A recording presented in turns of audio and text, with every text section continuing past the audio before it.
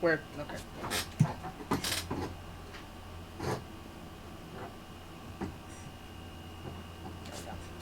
Okay. So, last time, when we picked up on our humble adventure, we picked up late in the night as the party and the residents of the Padfoot Inn, excluding Alice and the 3 adventurers, gathered around Dorian and Nurgum as they began to explain their trek to the alchemist's hut and the discovery of the death of the alchemist. They recounted their experience approaching the hut, finding the door swinging open in the roaring wind.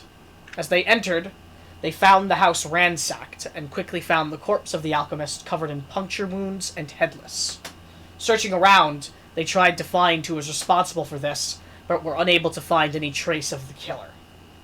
With nothing more they could do to help the alchemist, they tried to find for the search for the neem herb. I believe that's what it's called, but I don't have time to double check that. But found nothing. They opted to return back to the inn and inform everyone about what they had seen, realizing they could do no good at the hut. The party questioned Dorian and Nurgum about the event, but didn't get any particularly more information from the questioning, as it seemed they truly had given all they knew. Concerned, Edward and Eric requested that the party do some investigating the next day to help find the ones responsible and hopefully bring a semblance of safety back to the area. Dorian and Nurgum themselves said that the next day they would have to depart, as much as they would like to help with the investigation, with how dangerous the roads seemed to be getting, they would like to get their preparations ready and get a new carriage as soon as they can, so that they can make their way to their destination.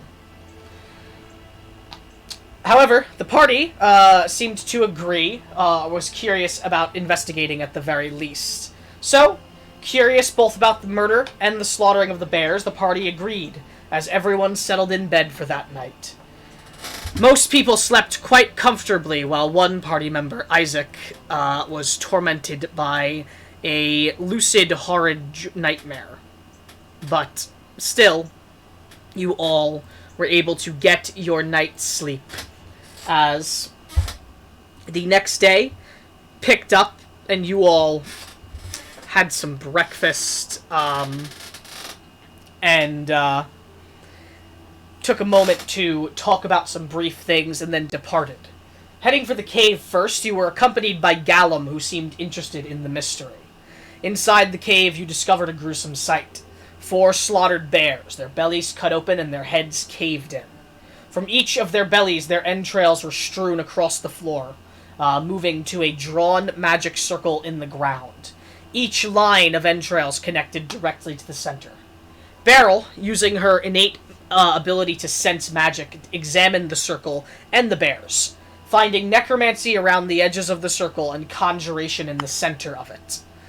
Necromancy as well surrounded the corpses of the bears. Examining the circle further, Silas was able to determine it was written in an arcane script that had its root in Draconic, the language. Gallum, assisting, was able to determine that this was an ancient arcane script. As well, in the cave, some other investigation discovered footprints of a shoed creature with a larger-than-average footprint, and tracks of 3-toed small reptilian creatures. At least a couple of them. Through Gallum and Silas's combined efforts, they were able to discern that the script roughly translated to leave or depart. Noticing the lingering magic of the circle, Silas decided to probe it further by casting Identify while touching the circle. Successfully casting the spell, he found his mind pulled from him, for a moment, into a vision. In the vision, he saw himself in the perspective of either a small creature or someone not kneeling down. Kneeling on the ground. Around him, the corpses of the bears were fresh and strewn out. In front of him, a figure in black robes with a hood, whose appearance was indiscernible, stood in the middle of the circle, conjuring energies. As the vision continued, 2 obscured, shadowed arms grasped hold of his sides. As they did, the robed figure approached and stabbed him in the gut. As his blood leaked from his belly, it almost crawled into the circle, as a blood-red portal was formed. The vision ended as this happened, as pain filled Silas's mind. Simultaneously, necrotic energies flared up from the circle, shooting across the room, swelling around the party and the bears. As it swept over the bears, it seeped into them, raising them up as animated corpses. A fight broke out as they attacked the party and Gallum. The party, with Gallum's assistance, quickly dispatched the undead bears, killing them for good, hopefully this time. After the fight was concluded, it was theorized that the surge of necrotic energy was likely due to the lingering magic reacting to Silas's identification spell. After Silas revealed the vision he saw, it was also pointed out that it was unusual for visions to be seen when casting the spell Identify. The visions in the investigation were enough to help the party deduce that perhaps the circle was used for some sort of it was enough to help the party deduce that the circle was assuredly used for transportation. You theorized that perhaps the murderer who killed the alchemist used this circle to leave after committing the deed. Some discussion was had before deciding it was best to move on to the alchemist's hut, as they had likely discovered all they would in the cave. The party took an hour to recoup and then went off toward the alchemist's hut. At the hut, they found the door barely hanging on its hinges. The stairway and entrance were covered in a thick blanket of snow. As they entered, they found themselves in a kitchen/workshop room, where they found the ransacked workshop and the corpse of the alchemist Malron. His body was covered in small puncture wounds akin to what a dagger would inflict. His head was cleanly severed at the neck, nowhere to be seen. The neck also leaked faint necrotic energy around it, where the head used to stand. Investigating the room, they were able to find one thing: a secret compartment where what looked like a shattered glass container sat. Using the mending spell, Silas fixed the label of the shattered glass container, revealing that the label once said unicorn horn. This seemed to concern Gallum, and it led to some conflict in the party as discussions about the killing of unicorns came up. But nonetheless, finding what they could in this room, some folk split away and went to investigate the bedroom, where they found Malron's journal, which detailed a recipe he had for crafting healing potion and his affairs. It mentioned several times that he had been pestered by an individual wishing to purchase the unicorn horn from him. After refusing to correspond each time, as he had no intent of giving the unicorn horn over, the letters became more violent and more demanding. He last mentioned the letters, saying that he dropped them off in Arbington with the authorities. As well, the journal mentioned him going into the city every so often. It did not specify which city, and it also said each time that he was going to visit Journey, or on his notes where he was saying that he possibly needed to go into the city, he'd say, might go visit Journey. Additionally, inside the room, a pouch made to look like a griffin was found that had some magical energies on it that was not discerned any further aside from that. And inside was a fair amount of coin, which again, some conflict arose from. It was eventually dumped on the bed, and then the coin went missing, until it was revealed that it was taken by Carolina, which led to another string of conflict between the party members as arguments continued. At the same time, Isaac was able to find a compartment inside the wardrobe, which had a series of potions in them, including an elixir of health, something that helps mend diseases, status effects, and other such things. They were divvied up amongst the party, the potions, with Isaac not revealing what the elixir of health actually was and pocketing it for himself.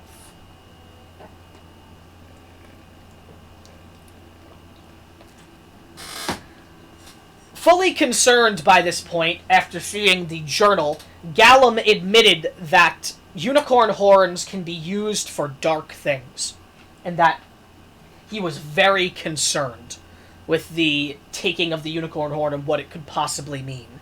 Yet, he admitted that he was sworn to an oath to not tell anyone what his concern would be.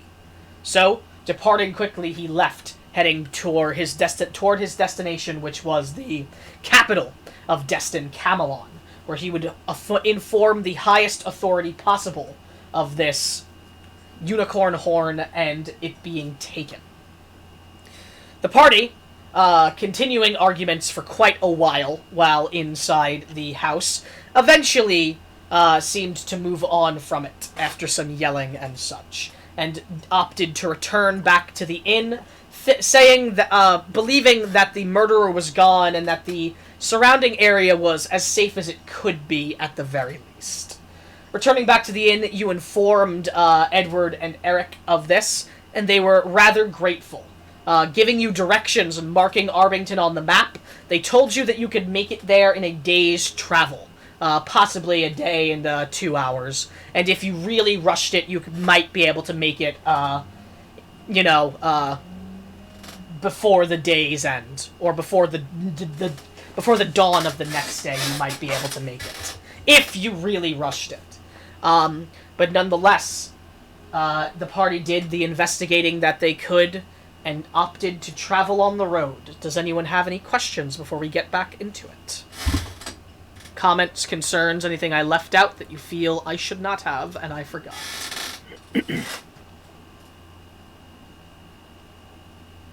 No? Okay. Then we are going to get back into it. As we pick up during your travel, 4 hours have passed now since you have left the Padfoot Inn, as you have been traveling on the road.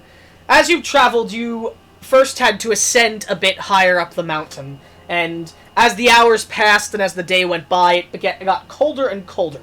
But once you got past a certain point and started descending again, you started to notice that there's a lot less snow present on the ground as you make your way down, indicating perhaps that the blizzard did not reach as far past the inn as you may believe after 4 hours of travel. There is light snow on the ground, and you're seeing patches of just no snow in some places as well. But it is still... What? What'd you say? Has the elevation changed? You need to say that again. You, were distorted for... The elevation? Has the elevation changed? Yes, you ascended and then descended. So you've slightly changed elevation. And 4 hours have passed. By this point, you've changed elevation. You didn't go up too high, but you started descending a bit, lower. The, Padfoot Inn's at the top of, a hill near a mountain, but isn't super high. You're basically making your way down the hill by this point. And you're not in any, steep inclines or anything now. As you have been traveling, it's been a rather normal day. Like I said, it's rather cold still, bitterly, as the wind rushes over each of you. But at this 4th hour, you are all moving down the road. You begin to spot something in the distance. What looks like a pillar of stone, a bit smaller than a tree, off in the distance. You can't make it out well from this distance, but it seems to be in the way of the path you're going. So, as you continue on, you begin to see more and more of it. And eventually you see it in its full glory, as approaching, you see off on the side of the road, in a small clearing, what looks like a tall stone obelisk standing about 40 feet tall, that is about 5 feet wide. Sorry, 1 second, I lost my thing. 5 feet wide. It forms a triangular tip at the top of it, and across its body, arcane runes that slightly glow a pure blue arcane essence are carved into it. I'd like everyone except for Josie, Beryl, and Silas to roll history. Silas, the reason you're not rolling is because you know what this is. Your master have told you of this before, and yes, you've likely been seeing depictions of it. That was Whispered Rogue, but it's a 17, so everyone knows.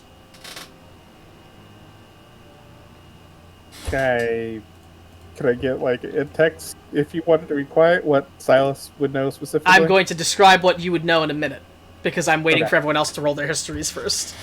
You're not going to know anything more than anyone with the highest history roll, so... Sorry, my character sheet was slow. Okay. Was that everyone? It happens. Yes. Roll 20. Okay. Isaac, it looks vaguely familiar to you. You've definitely seen this, something like this before, but the name is just escaping you, and the context and importance of it is escaping you as well. However, Carolina, Wiz, and, of course, Silas, you Astrid as well, you definitely know what this is. This is a Mistran obelisk. Fragments of gifts that the gifts, yes, gifts. God fucking damn it, gifts that the goddess of magic Mistra, when she was alive long, long ago, were left on the prime material plane. Obelisks that contained energy that she would give to faithful, knowledge that she would store, and other such things. They have lasted since a cataclysmic event known as the Spell Plague, which happened over 3,000 years ago. They are rather strange natural wonders of the world, and through arcane interaction and investigation, one can possibly gain knowledge and power from them, as they still have some lingering energies in them. Some of them are completely, inert, gone, no more magic in them, but you all can tell, those of you that are aware of what this is, the Mistran Obelisk, you can tell that there is magic that still lingers within this, within the stone, as, it is definitely glowing a pure arcane hum. As it stands tall, slightly covered in, grown vines and such at the side of it. What do you all do? Silas is approaching it immediately. Okay. I'm running towards it. Mm-hmm. Can I get the name of the Mistran, yes, sorry. This is how you spell that, and this is how you spell her name.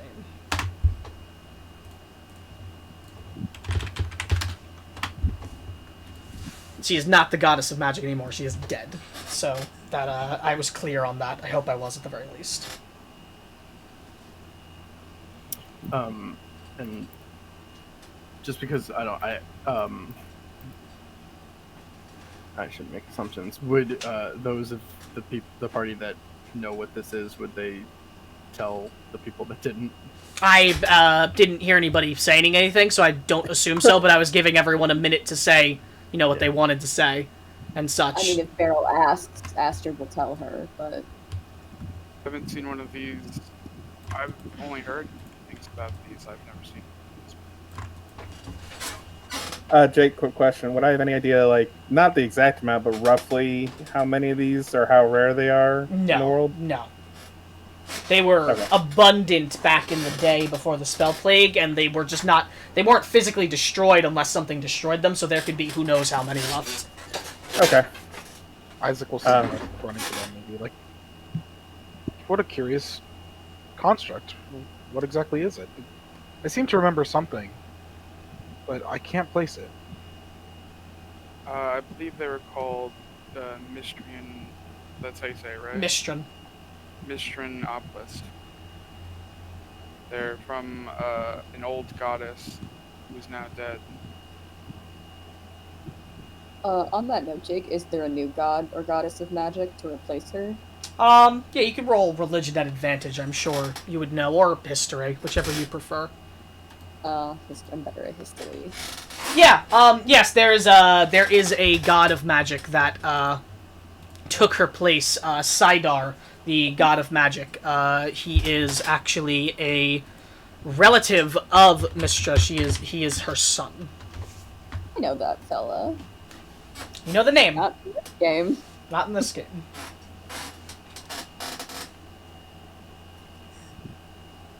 Boy, Silas, what are you doing running at that thing? I'm going to touch it, at the very least, and if we're not going to stay here for very long since we are on a schedule, I would understand, and if that's the case, I'm going to mark it on my map and come back here at some point. What do these things do? For many people, nothing. For some people, a variety of things. You would need to, for lack of better words, commune with it magically. I'm gonna study it first. Hearing this, Isaac will start to quicken his step towards it too. He's now very curious. Sure. Silas isn't trying to win a race to it. Sure, just going sure. in. I mean, you all eventually make your way up to the obelisk. Is anyone else doing anything while those three approach it? I I'd like walk to draw it. I walk lazily behind everybody. Okay. What did you say, Yeah. Astrid? I want to draw it. You want to draw it? Okay. Yeah. You can roll a performance check. Won't be a high DC. Sorry, I had to do that first. Yeah, you draw a You draw- near you draw- yeah, fuck, I know perfect, you're drawing near for it. perfect depiction of it. Excellent use of that. But okay, the three of you approach up to. Sorry, Beryl. What did you say actually? And Carolina, you're following lazily. You're following lazily behind Carolina. What did you say? I'm not exactly approaching it yet, but I'm still following along. Okay. So Isaac, Wiz, and Silas, the three of you, make your way up to the pillar. As you do, those of you trained with Arcana feel a faint emanating of magic around it in the area. And once you step up closer to it, you notice that the temperature changes as you walk up to the obelisk. It is now a comfortable sort of temperature as you approach it. It's no longer that bitter cold. It's nice and, temperate and not too warm and not too cold. It's sort of in between.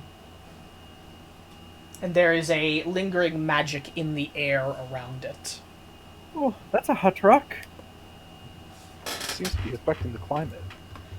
Jake, I'm gonna ask you a quick question. It's a yes or no question. Mm-hmm. Well, kind of.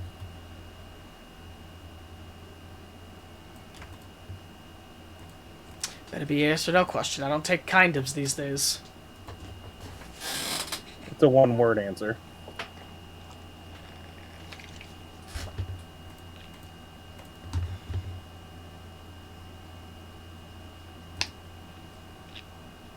It was draconic, like I said in the, Okay.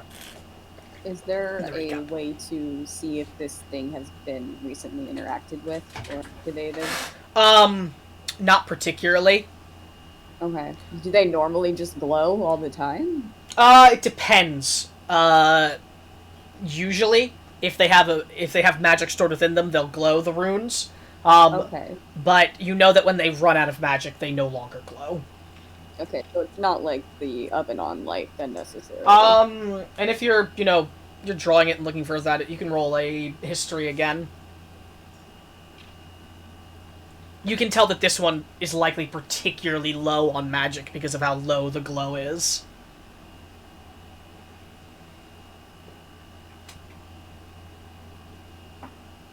So, what do the three of you do? Silas, do these things contain knowledge of any sort?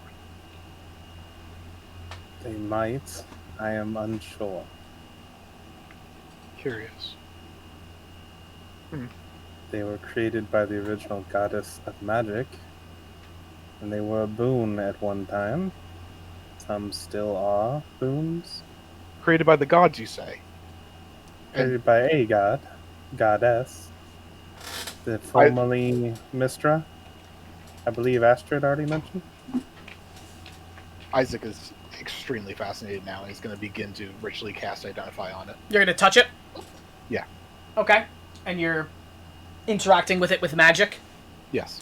As you do so, the runes glow bright at your touch and at the magic flowing into it, as you see it slightly part in the middle, moving up as energy flows through it as you touch it. You can see a push from you, Isaac, of your magic flowing into it, but also a pull you can feel from your fingers as you are pressing against it. Are you hard casting Identify or ritually casting? Ritually casting. And you feel very low amount of magic heading into it. Are you just gonna try and ritually cast the spell even at that, seeing it? I believe that because Identify is part of my book, I can only ritually cast it. No, I was just asking if you're gonna keep doing it, like you don't stop at seeing the reaction. Not at all. No, Okay. he's going deep. Well, it's gonna take 10 minutes and he's doing that, so... Anyone else do anything? Do you all mind? I start to do some stretches. I'm Don't sorry, mind but at all. the topic of the gods is a bit of a guilty pleasure. I was gonna let Wiz say what he was doing before I say what I'm doing, since he was sprinting ahead. Yes. Wiz. He just kind of looks at Isaac and just sits in the snow and waits. Okay. Isaac, as you cast Identify on it, ritually, I need you to roll an Arcana check. I can do that. While he's identifying it, Silas intended on touching it, like kneeling beside it actually, and touching it with one hand and resting his forehead against it. Sure. You touch it with Um, one hand. Rest your forehead against And it. he's going to make a prayer in Draconic to the former Mistra and the current Sidar Okay. for a blessing event or blessing or insight at this sacred place, as in Silas's mind at least. Okay. You're doing that. Geez, nat 20. As you flare, your magic through it, Isaac, you learn that this is an old, piece of history, but you're not able to pull what its function was from it. Perhaps it's been lost to time, but you do know that it was created by Mistra, goddess of magic, and you learn of her. You learn of her existence. She died long ago, leading to the cataclysmic event known as the Spell Plague. You learn that as well as you touch against it. And you also learn that there is power that lingers within this. It is not incredibly strong, nor does it seem like it is a combative boon. It seems like there is lingering faint, and I mean faint knowledge that is within it. But you can tell that should the knowledge be pulled from it, the obelisk will lose all of its magical properties. Do you attempt to pull? Yes. You're going to try and pull it? Yes. Okay.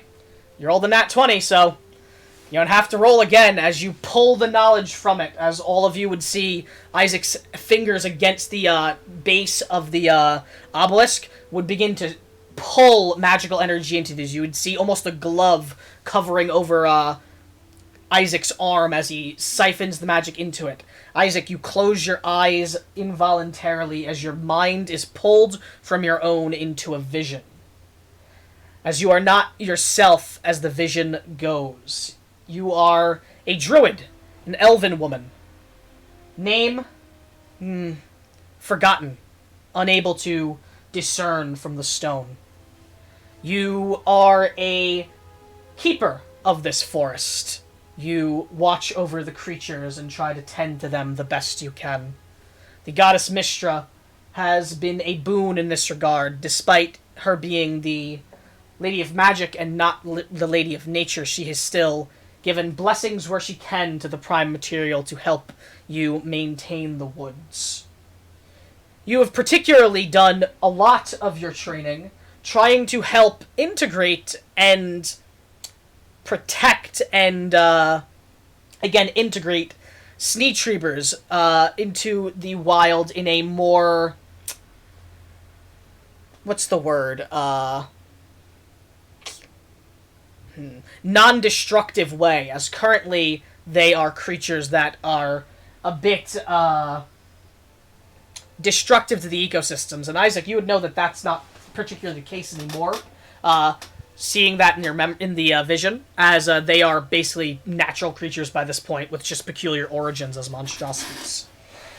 You go about your duties every day, tending to the forest, healing the wounded animals that are wounded by the hubris of mortals, with their ever-growing civilization. You have a scorn towards that civilization, to the gods of law, Bahamut, Erithis. As they're encroaching on the woods, continues the suffering of those that live within them the suffering grows every day. All is normal, though, for the most part, until one day a crack is heard almost like something shattering all throughout the land. As you look around, you see a wild flame completely of blue spread from all corners of the sky, engulfing the world. Trying to act quick, you have to make a decision. The creatures you are trying to guard with your life, or your own life, perhaps. The decision you make is the selfless one. Shielding the Schneetriebers and other magical creatures of the forest, you fend off the blue flame. As it does, it moves over you. It does not burn. Instead, it is a terrible cold as you feel your body lock up and slowly begin to turn into a crystallized form and shatter. But your job was done, and the forest was protected. As you drain the energy from the pillar, the temperate climate around it drops as you all do not feel the nice, warmth around you anymore. It feels like the normal area, and the runes glow no longer. Isaac, you gain a permanent +1 to nature checks from interacting with it. Oh, okay. Sweet. As you are pulled out from the vision, forcibly removing your hand from it, shaking a bit from the trauma of the blue flame moving over you. As soon after, the magic in the air would fade. So I'd feel the magic fade from the stone I'm touching? Yes. Tablis? Mm-hmm. That was intense. Mr. Darrow, are you alright?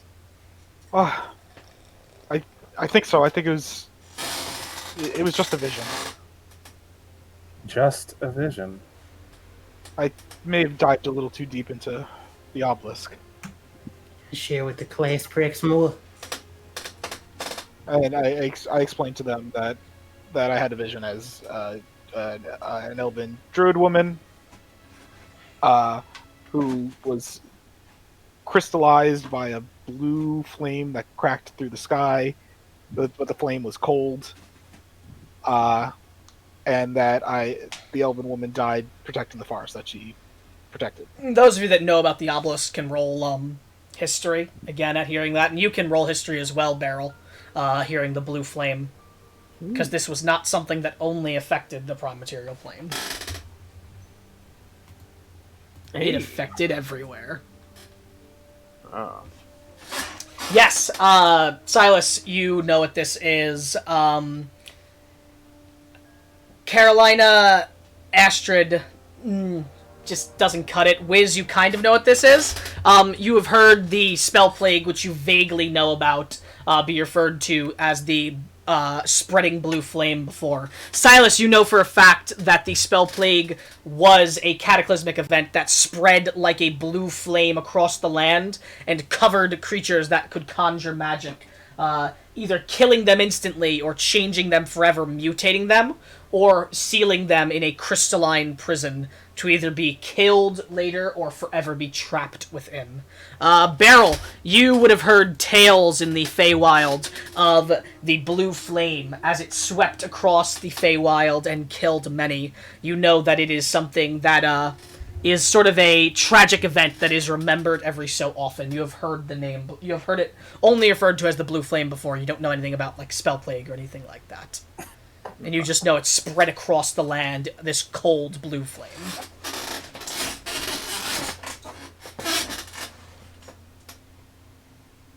Would Isaac have recognized that too as a? Yeah, you gained the knowledge as you pulled through it, so you know that was the spell plague. Would I know it as would he, Isaac, not just after gaining knowledge, would I have recognized that as the spell plague? You can roll history to see if you would have. I am a sage of creation. Say that's an advantage then. Okay. Yes, you would have known that that was the spell plague before even rolling at it.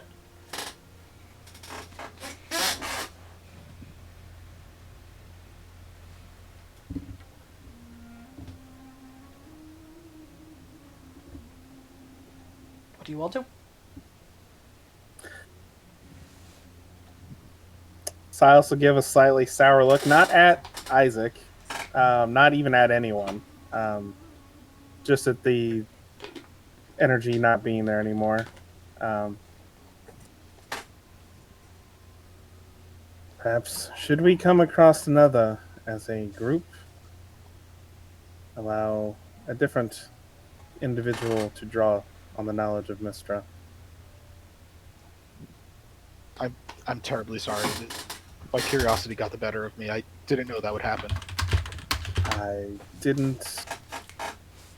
wasn't attempting to accuse. I appreciate you all letting me go through with that, though. I'm glad someone gained knowledge from the stone before it lost whatever lingering energies it had. I'm going to pull out my map and attempt to mark roughly on the map where the stone is, this obelisk. Yeah, sure. You can roughly mark it on the map. It's, not too far from the Padfoot Inn, so... Yeah, I would do so as well. Okay. You mark it on the map.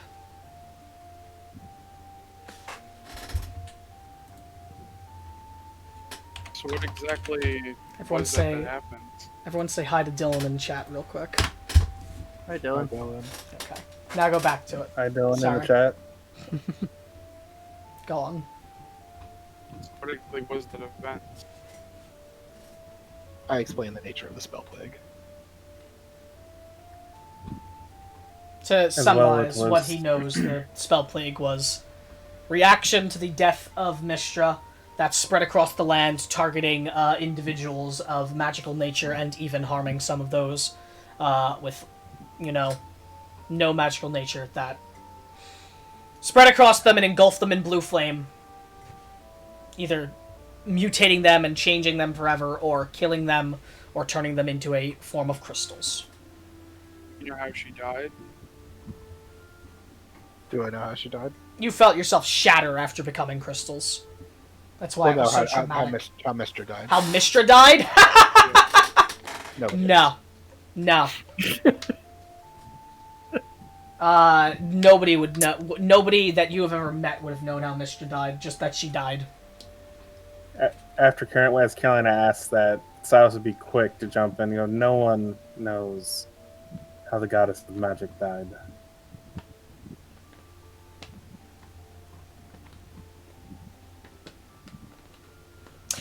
Isaac, I suppose Silas knows this already and Ben knows this already, so I'd have to explain this to you, I think, because I think you remember this, Ben. But the spell plague also changed the nature of how magic worked completely. There have been several different sections of magic. The first magic to ever be used is known as first magic. It is magic that deities and gods use. And 1 second, let me pull up the exact stuff. Here we go. First magic, also known as true magic, is the first level of magic, the first form of it. It's used by the gods and other deity-like figures. Second magic, also known as the immortal magic, was magic that magic users before the spell plague used. But when the spell plague occurred, it wiped out any sort of possibility of using second magic. Then there's Draconic magic, which kind of falls in between the second magic and third magic, which is the current magic that you use and that everyone in the party you can use magic uses, the magic of mortals. Hope that made sense the way I explained that. Okay. Isaac, if you're going to tell him all that... Yeah. Silas would lamentally follow it with, and it is also what robbed elves of their immortality.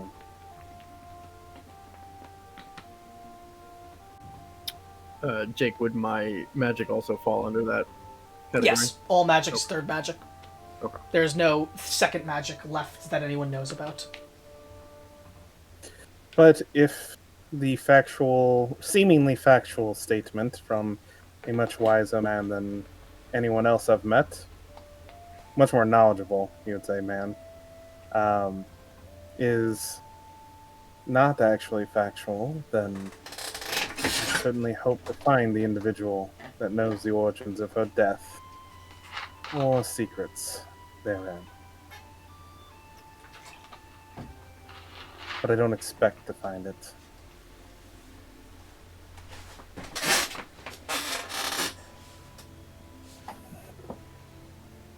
The nature of the gods is beyond mortals, but hopefully not forever.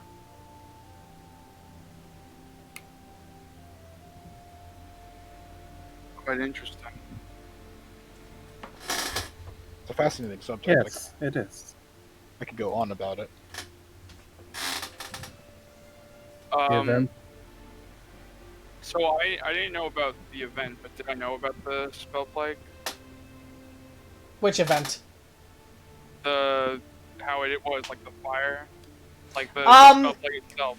You may. What'd you roll I rolled initially? What'd you roll initially for the Mistra thing? Usually for the old scene. Okay, and then you rolled again, and you rolled a 8. You've heard the name Spell Plague before, but you didn't know the nitty-gritty of it. Say about the same is true for you, Astrid. You knew the name, but you couldn't... You probably had learned it before, because it likely would have been taught to you, but you just don't... I wasn't paying attention. Yeah, that you don't day. particularly remember. Didn't retain. And Josie, you just don't got any of it. What the fuck is magic? Wiz, Wiz, I explained what you know. I hope you caught that, correct? Okay.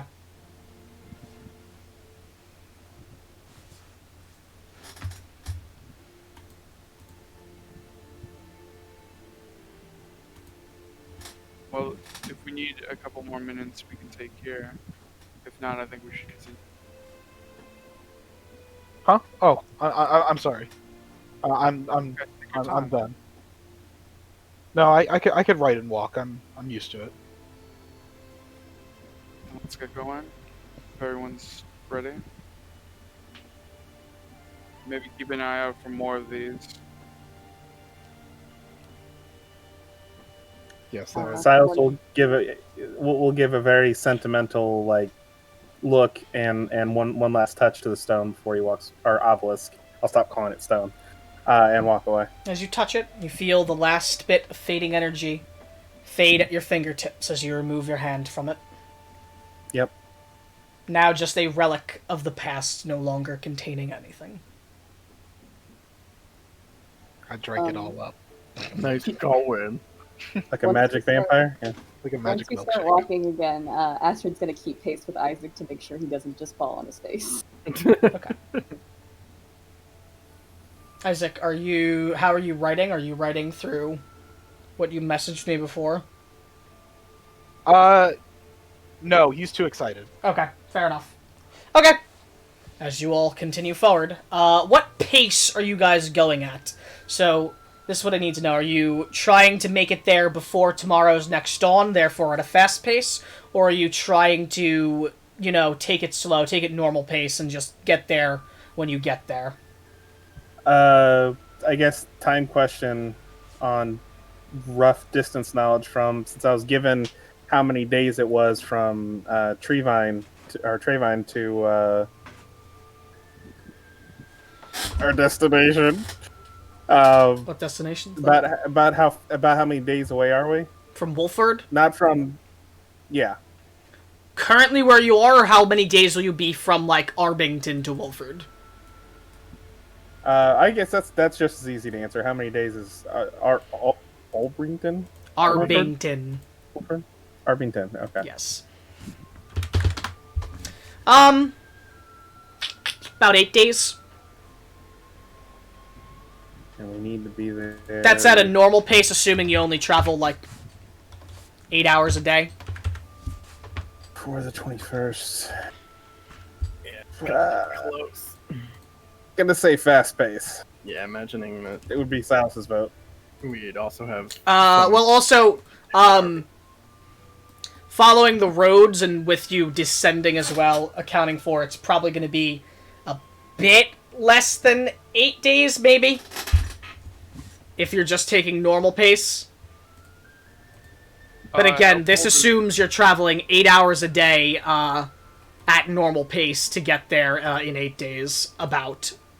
That's true. We can always move faster after. And today is the 11th, so you're aware. Right. So even if 8 days, you'd get there on the 19th, which would give you 2 days before, Winter Remembrance. think we should So- probably at least spend a day in Arbington. Yeah, Isaac would be very. Well, maybe not spending a day, but he definitely wants to stop by. And this is without accounting for any like mounts you could possibly get in this town, yeah. if you do so. Yes. I guess I'll actually alter. Silas would defer to whatever speed Isaac is comfortable going, depending on how long he's riding. He wouldn't want to screw up his journaling. Yeah, he writes for maybe 5 minutes. He's just writing down. I could just tell you just what the vision is and what it felt like and shit. Mm-hmm. I'd say fast pace then. So you guys gonna try and do fast pace? I'm okay with that. That will incur a -5 to all of your passive checks, just so you're aware. Moving at fast pace, and it will move. Any of you will be unable to stealth. Silas should use his ult to steal, find speed spells. Yeah, nice League of Legends reference, dickhead. Sorry about that. We don't do that here. League is illegal. Correct. That's the only acknowledgement that the chat's gonna get after that one. Again, sorry. Focusing on this now. Sorry, Dylan. Okay. So, yeah. So, you guys are gonna do fast pace, that you're all in agreement of that? Not being able to stealth, -5? Yeah. Yep. Yeah. Okay. Alright. So, moving fast pace, rushing down the road towards your destination. As you do, the night grows dark, but off in the distance, you see what looks like dim light from what looks like a road where you could just see the bits of buildings coming. As you see Arbington off in the distance as you are rushing forward, continuing. However, before you can reach there, as you all are rushing through the wood, you all, for a moment, hear what sounds like rustling around you. But before any of you can react, 4 arrows loose with a loud noise headed out towards a different member of the party, each one, as just a 5 arrows, each heading towards a different person. As they shoot out toward you, let me do something very quickly. Just 1 minute. Trying to find my my music, because I don't know where it is. There you are. As the arrows loose, shooting out toward you all. As boom, one by one, they shoot out toward... Let's see. Who are the lucky individuals? So, one would shoot out toward Beryl, one then towards Carolina, one toward Josie. Beryl, Carolina, Josie. One towards Astrid, and then one towards Silas. So, Wiz and Isaac, you two are the only two that did not get shot at, I think. Yep. Yes. So, let's see. Trying to get my thing open for these shots. As we will do...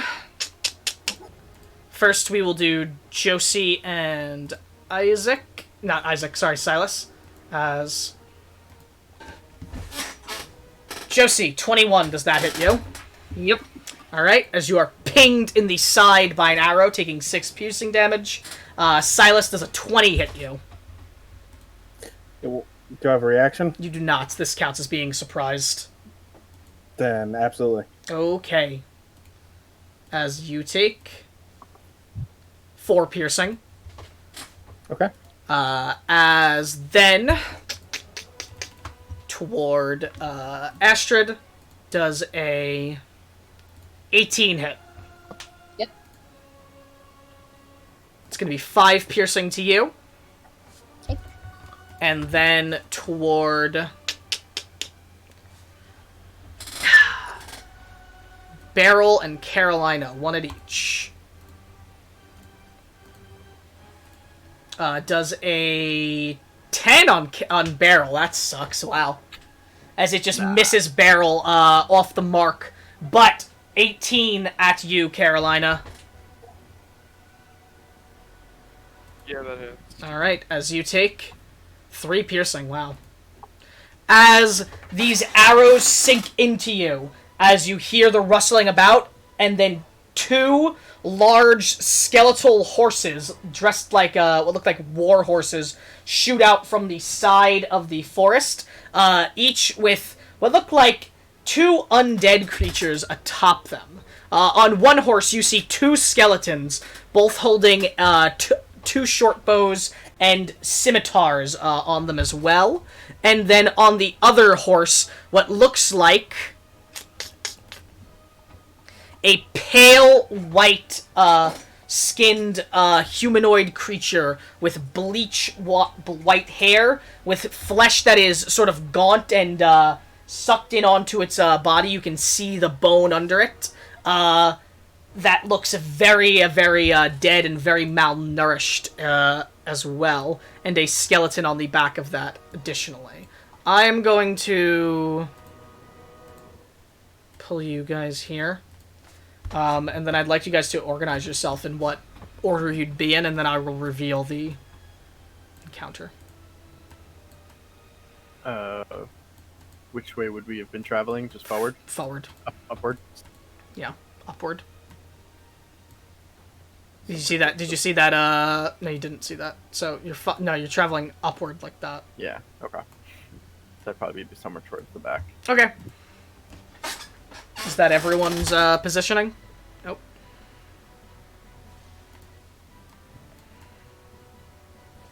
I mean, I wouldn't be ahead of Josie at any time. Okay. I can't grab myself. You can't grab yourself.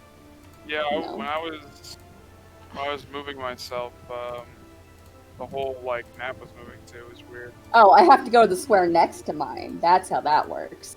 I click on the token, it doesn't work. You just have to do that. probably gonna have to refresh. Yeah, it's super annoying.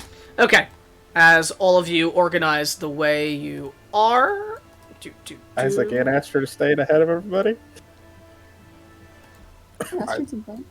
I mean, Isaac was just chilling. This is how we were traveling. We didn't have notice of being As you attacked. see, what looks like the armored large war horses coming at you. That's the token for them. The skeletons on their back with the short bow, and then this pale creature as well with a bow and a long sword sheathed on its side. As we're gonna roll initiative. Don't roll anything yet.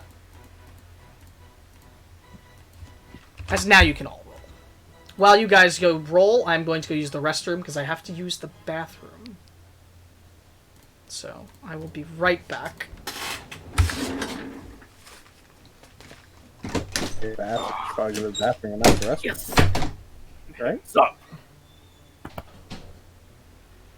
Yeah, Beryl wanted to go. Go. I've been getting some low initiatives lately. I mean, 3 is not a bad initiative bonus. But No. Bar being a bard or someone with a feat can't get much better than that, in fact. I Without going above 20. I just bumped my strength and dex up, so. The virtues of not being multi-classed. I gotta wait 2 more levels before I get an ASI. Okay.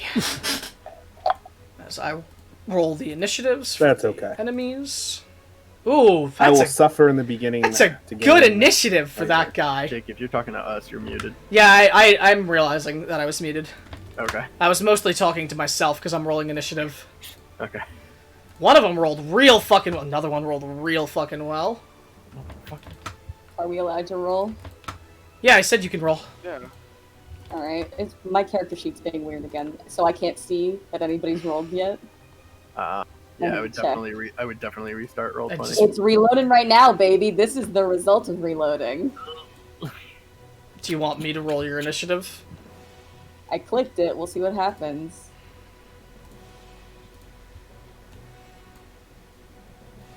Did it take? Oh, Oh, Did. not very It good. did, and then it punished me. As we're gonna start the combat off with the skeleton atop this horse's back. As it is stationary, it looses another arrow shooting out towards the target it went for last time, which was Astrid. That is a nat 20. Yeah. Alright, Skyrim as you music take only 6 hurts piercing more. damage. Oh, that's Okay. not so bad. That is Skyrim music. That's weird, because this is definitely a Pillars of Eternity combat playlist. So, definitely not the same game. As that is the skeleton, as it goes to Barrel. Okay. Yikes! They're all up in this place. Okay.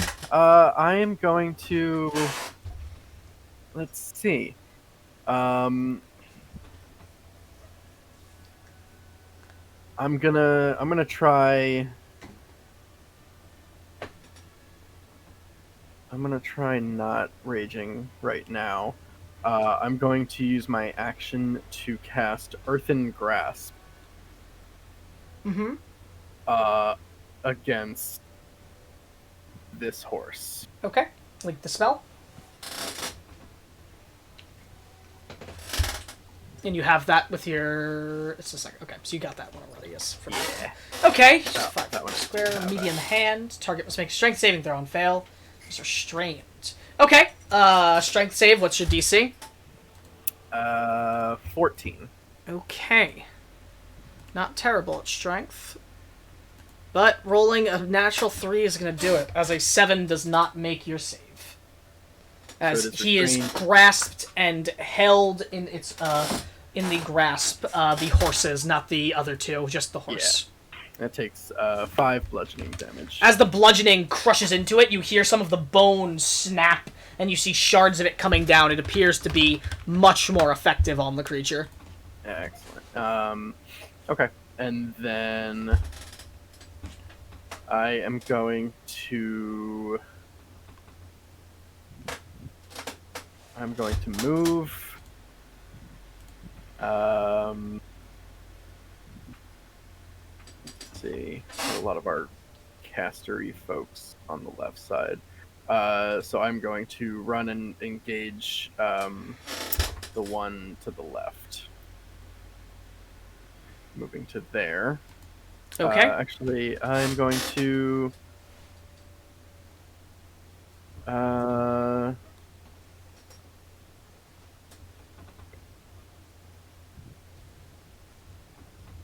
No, I am going to free action Feywalker's Rush.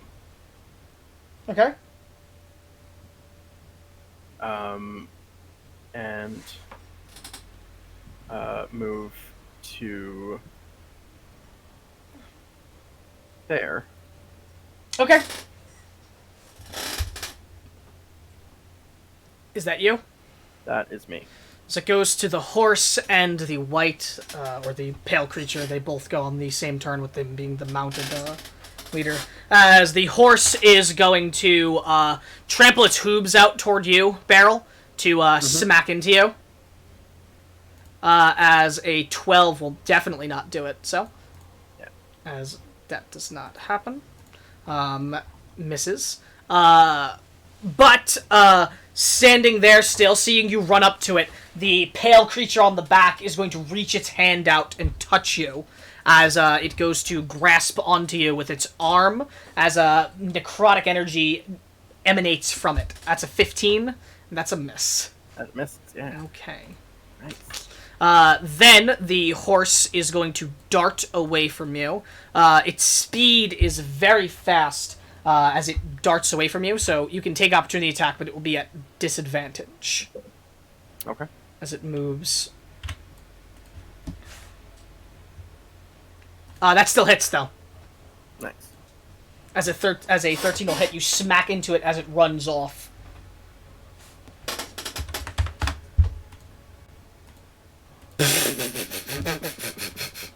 Well, you do bludgeoning damage. You smack into it. You actually crack the side of the horse's skull. As it does, it falls to the ground dead as it tries to run away. There, collapsing to the ground, making the creature on the back fall with it and the skeleton as well. As standing up, the creature on the back lets out a hiss and will just take its bow and shoot an arrow out towards the target it was going for still, which was Astrid. Seeing how bad she looks, as it will shoot out toward her. 10's gonna miss, and then it will move whatever it can, which is just going to be to there, as that is it. As it goes to you, Josie. Cool. I'm going to try to shoot that woman. The pale creature? Yes. Okay. That old woman. You can't really discern gender, it just looks like a pale walking corpse. She just feels like a bitch. She does. She's got bitch energy. Big bitch. Yeah, definitely hits. As a loud bang is heard throughout the forest. As you shoot into it, drawing a black blood ichor from it as it slams onto the ground. Gross. Actually, sorry, no. As you shoot, though, it does look like the bullet does not hurt as well as it should normally. As it seems not as effective. But it does do damage still. Alright. That's me. Okay. Silas? Did it look like it kind of dodged it, or just no, like it just it wasn't looked like as it effective? wasn't. It just looked like the damage wasn't as effective. Did not look like it dodged. Okay. Let me make a quick measurement here. Yep, okay. Gonna move to here.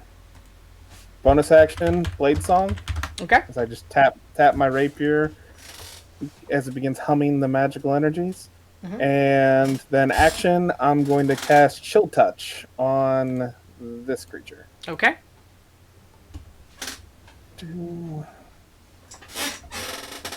That hits. Ignore the one weapon damage. Yes. Just one necrotic. That's okay. The reason I did it, since it's not. Well, undead, you can't reduce 1 to 0, so. Is it an undead creature? Yes, it is certainly an undead. Then it has disadvantage on the next attack that it makes. Okay. That's my. Oh, and free action. I'm also gonna mark it with Song of Assault. Okay. Was that against one of the skeletons or the horse? That was against the pale creature. The pale creature. All that was against the pale creature. Jeez. So I'll give him. Oh, that. Chill Touch. I'm like, I don't know what I was thinking. Wait. You still wait, What? but Silas is over here on my screen. Yes. Yeah, So Chill 100 Touch has it's a range of 120 120 feet. It has 120 Oh. feet range, yeah. It neither is chilling nor touching. Terribly named the spell. Well, All right. yeah. Well, yeah. Well, you can say. summon- Yeah, go ahead. No, hand it doesn't matter. It doesn't matter. It doesn't matter. It doesn't matter. Te- That'd be funny. Technically, to describe flavor of the spell, actually, there would still be a spectral hand gripping into the shoulder of the pale creature. Which Yes. was what I summoned with the spell. Yes, a I spectral thought my hand. thing was like messed up. I was like, wait a minute. James, Nope. we don't need to hear about your thing. Let's not be weird here. Gumby arms. No, I'm It's kidding. canon. Okay. So that's you. That is me. As it goes to this skeleton, with you as close as you are, it'll draw its short sword and will swing out at you. That's going to be an 18. That will miss. Okay. As that'll be him. Carolina. All right.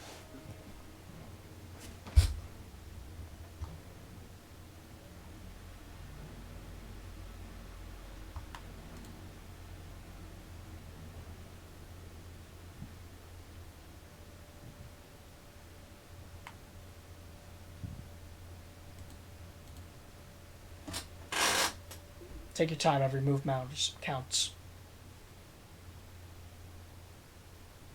James, you talking? Yeah? You muted yourself, I think. Hello? Yes, hello. Yeah, We hear you now. We hear you now. What are you doing? Didn't say I was muted. I move over here, Okay.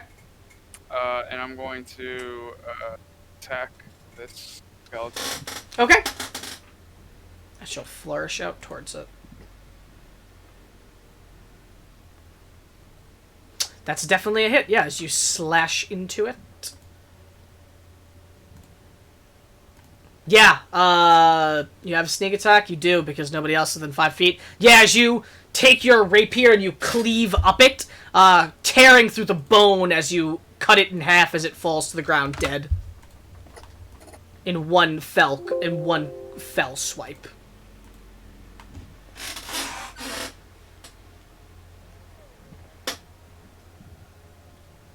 Is that you?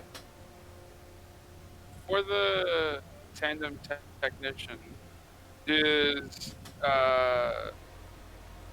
the person I'm helping have to be within 10 feet of the creature, or? It has to be within 10 feet to use the bonus action help action. Oh, okay. I believe that's how it reads. Yeah. Just making sure. Alright,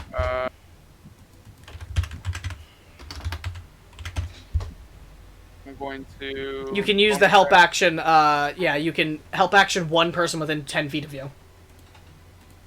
I'm going to bonus action help Isaac.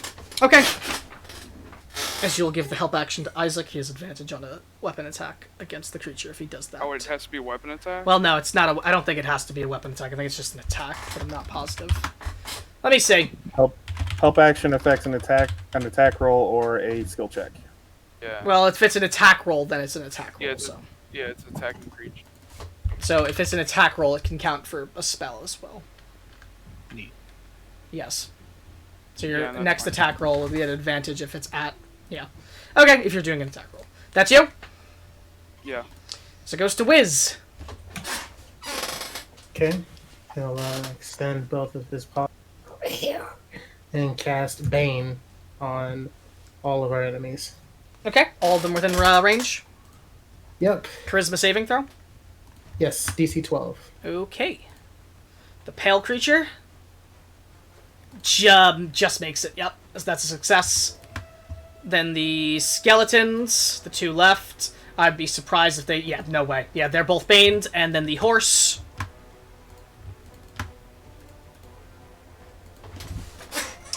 Horse nat 20's it. And he'll cast a bonus action Sanctuary on himself. Okay. As the two skeletons, however, are baned. And Wiz, you can tell that there's a guile behind the pale creature's, sort of eyes and look that the skeletons and other undead you've come across don't have. It appears to not just be a mindless, animated corpse. There's definitely some intelligence there. He turns his gaze away from it, and that's the end of his turn. Okay. But its eyes do linger on you after you cast your spell as well. As it goes to you, Isaac. I will finger gun point to the pale one and shoot an Eldritch Blast at advantage. Okay. That's gonna hit, yeah. It's the horse. No, it's the horse. Alright, as it takes the 9 force damage as it pows into it, making a small hole in the side of its armor as the black ichor leaks out from its open wound. That's me. Can't resist I'll force damage. I'll give a nod to Isaac. Okay. As it'll go to the horse, who is going to make a hoof attack at you, Silas. Alright. That is a nat 20. Should be at disadvantage because he's restrained. Okay. Then it's an 11, so it misses. Yeah. When does he repeat his Guys, your save? horse. I believe... Let me see, let me check the spell. It has to use its action to make a strength check against my spell save DC. Okay. Well, I already made it roll, so I'm not going to make it do that then. Because I know it missed. So it's just restrained still. as that is him. Attacks against it have advantage. Yes, because it's restrained. As it goes to the skeleton is going to take its short sword attack at you, Silas, as it'll swing. Okay. As 19 misses without the -4, so minus D4. That's him. As it'll go to Astrid. Okay, so I am going to cast Shatter. Mm-hmm. Where are you going to do so? Right here. It's 10-foot radius, so right It'll there. get all of them except... It'll get all of them. Won't get Silas if you want to move it a bit closer. I don't... I don't know, he's been alright today so far. Maybe later. Just divvy out the damage a bit. You know, it's a bit unfair for me. I'm just trying to have a combat here. There you go. Now go ahead. Okay. Link the spell. Ooh, that's big damage, too. That's a big. That's a good damage That's roll. good damage roll, wow. Oof. How do I link the spell? You did. You linked it already. Oh. And the damage is there. Both skeletons fail, and then the skeleton warhorse is also a fail as your... Let me check. Okay, as your booming blast of energy shoots out, filling the area as a loud boom shatters around, breaking some branches and knocking some trunks off of the trees as well as it goes off. The two skeletons are instantly shattered as they just turn into a pile of bones and armor and their weaponry on the floor, as they're not even in their full form anymore, just shattered bone, while the horse looks like it is barely alive. Like it is barely being held together. It has very little bones left. Am I allowed to do an attack cantrip? Is that allowed still? If it was a bonus action, yes, but unless Shatter is a bonus action. No, it's not. It's an action. So if you have a bonus action cantrip, you can do that, but unless you don't, you cannot. I don't think I do. So, yeah. You can also cast a bonus level spell, but I don't remember of what level off the top of my head. I'm good. Okay. I'll let other people kill this horse.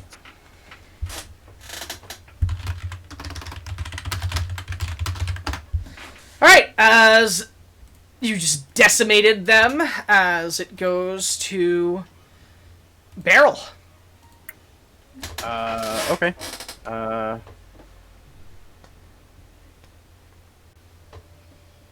Rush up to this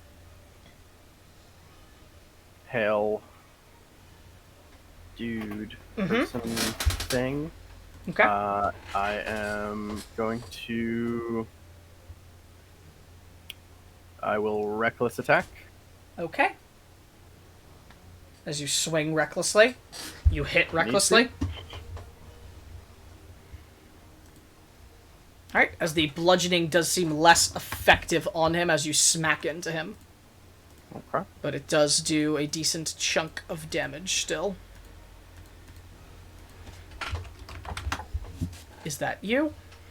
That is me. Okay. As it'll go to the pale creature, as it will reach out to grab you. First. As that is going to miss, and then it will swing its longsword out at you. These are all with advantage. Oh, sorry, they're all both with advantage. Well, the first one technically would have been a straight roll -2 because I had given it disadvantage and it's marked. Okay, so it misses the first one still. The second one is a nat 20, though. Okay. Oh, -2 doesn't matter. -2 doesn't matter. Nope.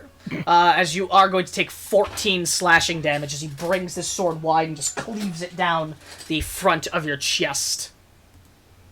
Can I use my reaction to... Yes. Yes, you can, and yeah, you can use your reaction for the teleport.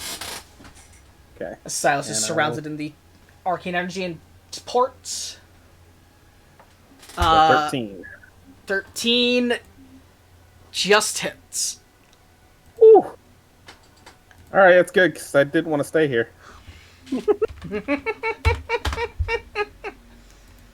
Arcane Grasp is still up. Okay. And I will just choose to blink back. Okay. As you blink back. Is that this thing's turn? Yep. As that is its turn as it goes to Josie. Gonna shoot at the pale creature again. Okay. Loud bang. Filling the forest. 14 hits. As you shoot into it. Again, doesn't seem as effective, but it still pierces through, leaving another hole in its armor and some more black ichor spills out. Alright, that's me. Okay. Silas, as it goes to you. The horse Alright. still stands, technically, even if it looks very bad. Yes, it looks very bad. I'll push the bone boys to the back. Still, gonna try to hit the pale thing with another chill touch. Yeah, I will. I will tell you that the necrotic did seem less effective on him. It just, Yeah, it's not what I'm doing. it just didn't really. seem Use like it your for the best. damage. It didn't seem like your best hit last time anyway, as well. But you could tell that it was not as effective of damage.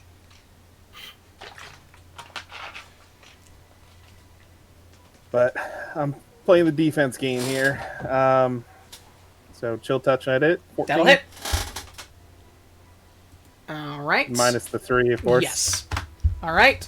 As it is chill touched. Nope, none of those are gonna help me. Well, it is restrained. I'm going to bonus action disengage Okay. and back up to here. Okay. That's me. As it'll move to Carolina.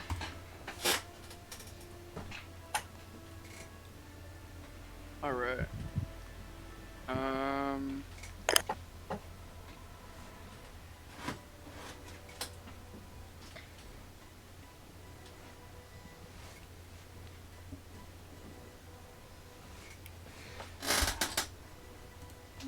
I guess I will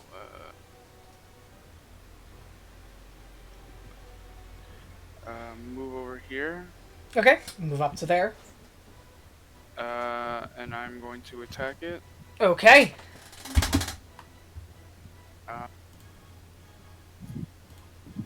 Go on then.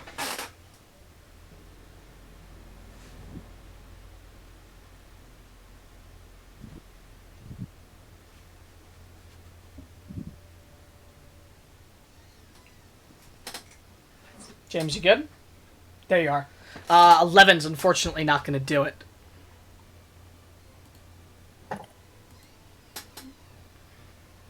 As that would miss. You're muted if you're talking. Am I? Yeah.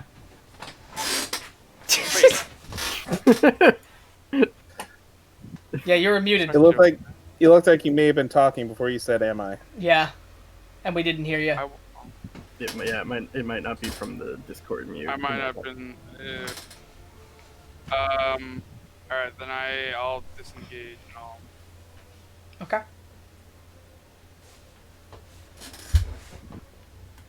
I'll tell you for future reference, because I don't know if you had the movement, but I wasn't going to tell you after you did it, because I don't want to remind people of this too often. Disengage is what? No. I'm telling you this after the fact, because I don't want to keep reminding people of this, because they need to figure it out themselves, but since your turn is over, if you moved 5 feet up, you would have had flanking. But you don't get flanking from that space. I'm telling you, which I consider to be nice, but I didn't let you just get it because people should remember. People need to remember that. Yeah, people need to remember that if they need to. But that's for everyone's information. Me moving with disengage, that's fine though. Yes, you're fine. You did not proc opportunity attack. This goes to Wiz. He just looks around. This isn't happening. It's a bag of bones. It's not happening. And his action, he's panicking. Okay. As that'll be Wiz, so it'll go to Isaac. Again, I take aim, point a finger gun at the pale creature, and shoot an Eldritch Blast. All right. 12 just hits. Nice. That just meets. As you shoot, yep, still up. Looking pretty bad, though. Is that you? Yeah, that's me. Okay. The warhorse is going to attempt to break free. I think he only takes more damage if you use your action to crush again, right? I don't even know. I think after the first one, it's just restrained. Well, you can, as your action on your turn, cause the hand to crush again. That's what I was saying. No, I'm saying I can't do that. I'm saying, yeah, after the initial crush, I can use an action to reach for a different creature or move to a different unoccupied space. As an action, you can cause the hand to crush the restrained target, which must make it to the second paragraph, bud. Yeah. Oh, I just assumed that was the... Oh, yeah, okay. Well... But no, you didn't do that, so it doesn't take any more. It's against your spell save DC? A strength check, yeah, against my spell save DC, which is 14. So it breaks free. Okay. Then I believe the spell ends. Okay. And then it... Or no, the target escapes and is no longer restrained. Okay. Is just going to move to... Let's see. It's just going to run up and move to there. Darting away. Boy. Yeah, it can run far. But it used its action, so it can't get any further, as it'll go to Astrid. What do you do? I'm just trying to figure out how fucking far away this horse is. Okay, 45. Not too bad. No. It's the farthest horse you've ever seen. She's just gonna fire a ray of frost at it. Okay. A 10's not gonna hit. Nope. As that'll miss. And then, as my bonus action, I'll give inspiration to Barrel. Okay. So it'll go to Barrel. Okay. I will attack the white. Okay.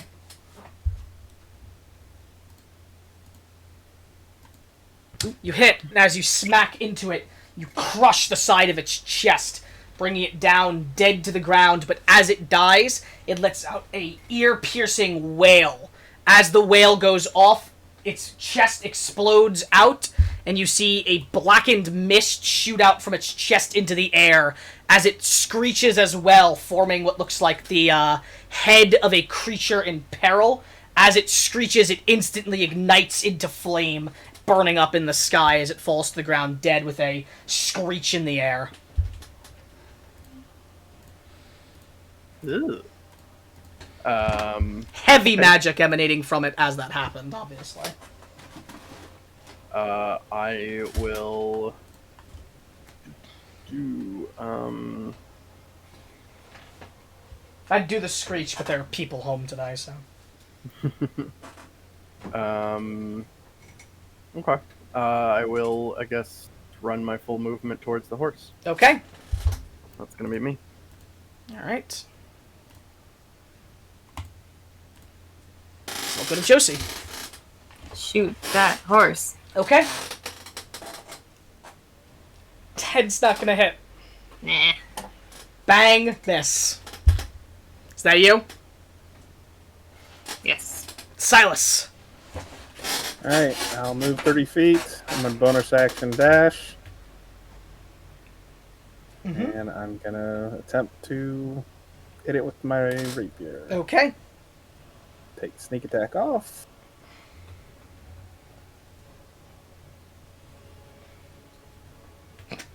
God, horse.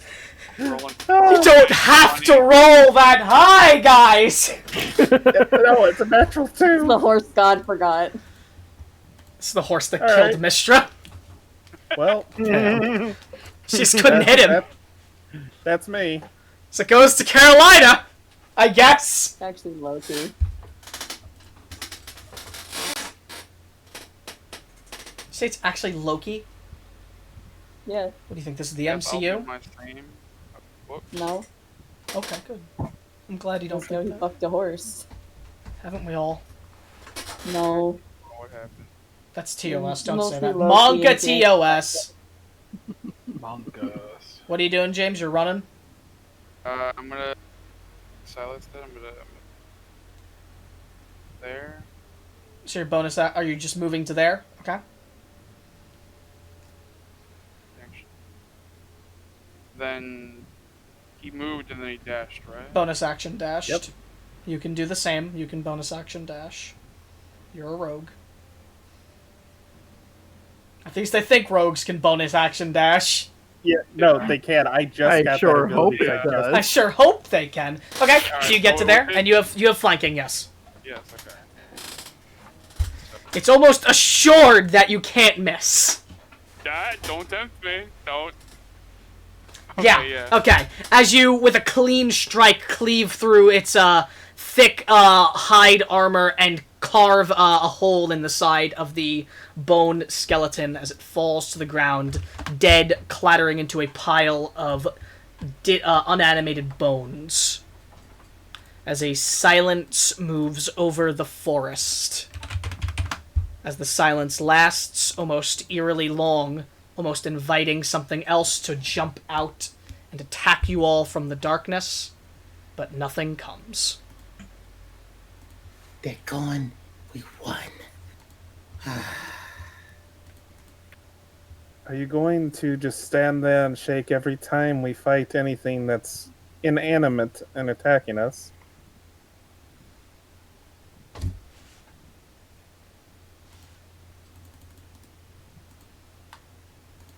Give him a minute. If you responded in character, you're muted. His response was just clearing his. Inhaling, exhaling, sorry. Okay. Take that as a yes. Isaac would like to investigate the pale white thing and try to determine what it was. Sure, as you approach the pale white thing, and Beryl, you'd see this how close you are to the body. The body is now shriveled up, the skin has shrunk and is just tight around the bone now, as it looks like any tighter it would snap the bone out from under it. As it's just on the ground with a horrific, agonized expression on its face, staring up into the sky, its chest torn open. Inside there is a pool of black ichor inside the chest. You killed that thing real good, Beryl. It was nasty. It was. Why did it do that? This is an Was it- undead abomination. Yeah, can I figure out what it was with a check of some sort? I think Isaac studied undead at the very least, in any manner. Probably not. Then I'd say no. Unless it's like common knowledge. So. No, it's not exactly common knowledge. Euclax is a rather peaceful land for the most part. This stuff has not been happening until recently. Okay, then yeah, he probably would not know. Anyone that believes that they would be studying undead, though, like actual undead creatures and the specifics of them, can roll a history or arcana if they are trained in either of those. Do we have to look at it to do it? No. If you're not investigating it, you don't have to look at it. But if you're just trying to recall information about what you just saw, then Wiz, you we could describe it to you. arcana or history, Wiz, Yeah, it's really gross. depending on which you're trained in. Or, The face kind of looks like this. Question, Jake. Mhm. Would knowledge to do with undead guardians have involved a creature that looked like that from the major villages? It would have been whatever little bits he would have told him about undead that could be around a crypt or a tomb. Probably not. Okay. These aren't exactly undead that people try to employ to do things. Not the people that guard tombs, at the very least. But yeah, Wiz, you don't have to look at it. Okay, you rolled an Arcana. Yeah, Wiz, you don't know. Is there any historical reason that Astrid would know about undead? Do you think Astrid would have studied undead? Only if it had been relevant to her country's personal history. No, not particularly. Okay. I was mostly like, if there was an event, like... Undead can be fairly prevalent creatures, but they won't necessarily teach people about them because of that, though. Okay, this wouldn't be at all linked to what my concerns were with the Feywild, right? No, not at all. Those aren't undead. Okay. I'm astonished that we have such a cumulatively large party, and not one of us chose to care about undead. I mean, it wasn't a problem until vague thing, like. But Wiz, no, I know it's just Wiz, it's common. You're with your roll. You don't know specifically what that was, but the look in its eyes, the intellect it carried, and the sort of sentience it had, in comparison to literally the walking bones, you can definitely tell that there's something more malevolent going on there. That's not just an animated body. There has to be something more than that. Let's just move on. I'm actually looking. What kind of bow is with these skeletons? The skeletons have short bows. Ooh, I'm gonna take one of those. Okay, you can take one of the short bows there. Normal looking short bows, a bit, worn, like they have seen their use before. But, normal looking. Doesn't look particularly, wrong with them. That being the case, then I'm pilfering arrows. Sorry, go ahead, James. I'll take one too. The arrows on the skeletons, the two by you would have a total of 17 arrows. Not between the two of them. So you get 17 arrows. So what are you doing, Carolina? Sorry. I'll take another one of the bow. So you're gonna take the other one of the other 3 short bows. Yeah. Okay. And he took the arrows from there, right? So yes. I guess I'll take the arrows from here. Okay. There's about 10 arrows on that guy. He didn't last long. Do the horses have shoes? Have horseshoes? Yeah. No. They have sneakers. Are they armored? I'm only asking because yes, there's armor on them. There is hide armor on both of them. Okay. Looks rather heavy. I'm just gonna be molding earth to kind of push the bodies off of the road and just off to the side. Sure. Can I check the pale creature for weapons or items of significance? There is a long sword and a long bow that it has. Anybody want a long sword or bow? But as well, you haven't touched them yet. The long sword and long bow do have that black ichor on parts of it from it dying. Icky, no. If I cast Prestidigitation, does it get rid of the black ichor? Does not come off, no. I'm not touching that thing then. Are there any arrows on it that are not ichor tainted? Roll investigation. Okay. And this is about trying to carefully not touch anything. Yeah.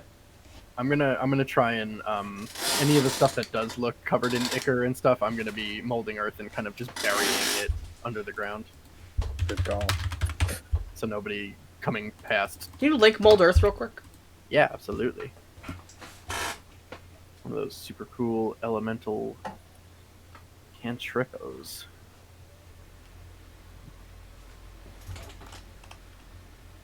Are you sure putting the stuff in the ground is good for the environment, Barrel?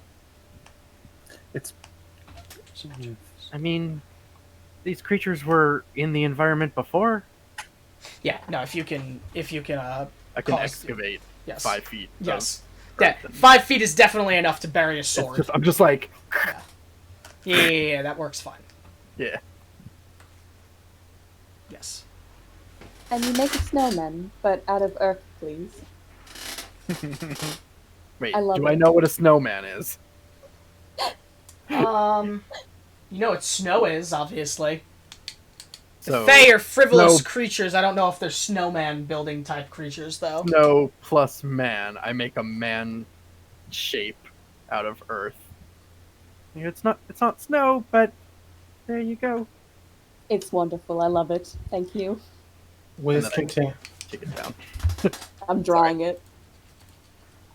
Take it down after she draws. Silas, with your investigation check, yeah, you're able to find and carefully remove the quiver of arrows on its back.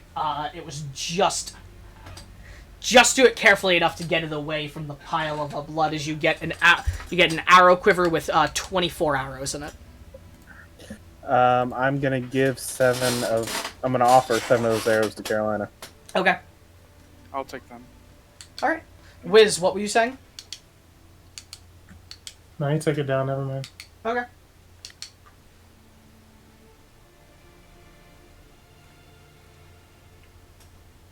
So what do you all do? We should move on before more of these things come. Or hell, Should I- maybe more of them are in the town. We should probably go and investigate. I agree. How far away are we? You said we could see the town. Yeah, you can in see the town. distance. You can still see it. Okay. You're like So atop a pretty- hill, and you can see it off in the distance. It's maybe about an hour or two away. Okay. James, go ahead and take 4 more arrows, bud. Okay. I was doing some math in my head there, trying to split it as even as I could. I sure hope they're not in the town. As do I. Well, we should get a move on then. Yes, we should. Okay. So you guys are gonna start heading to the town? Yes. Right. As you travel toward the town, off in the distance, you move quick as you can. As you begin to approach, there is a makeshift wooden wall that surrounds just the skirts of it that looks like it was placed rather recently surrounding up the town. And as you approach, the wall is set up so that the road can go through. Like there's just no section of the wall in front of the road, but it's set up like a round. But as you approach, as you look in the distance, you see wooden or brick buildings off in the distance in the town, and one rather standout, tall, Romanesque, almost cathedral-like building in the town as well that you can see. It's rather big.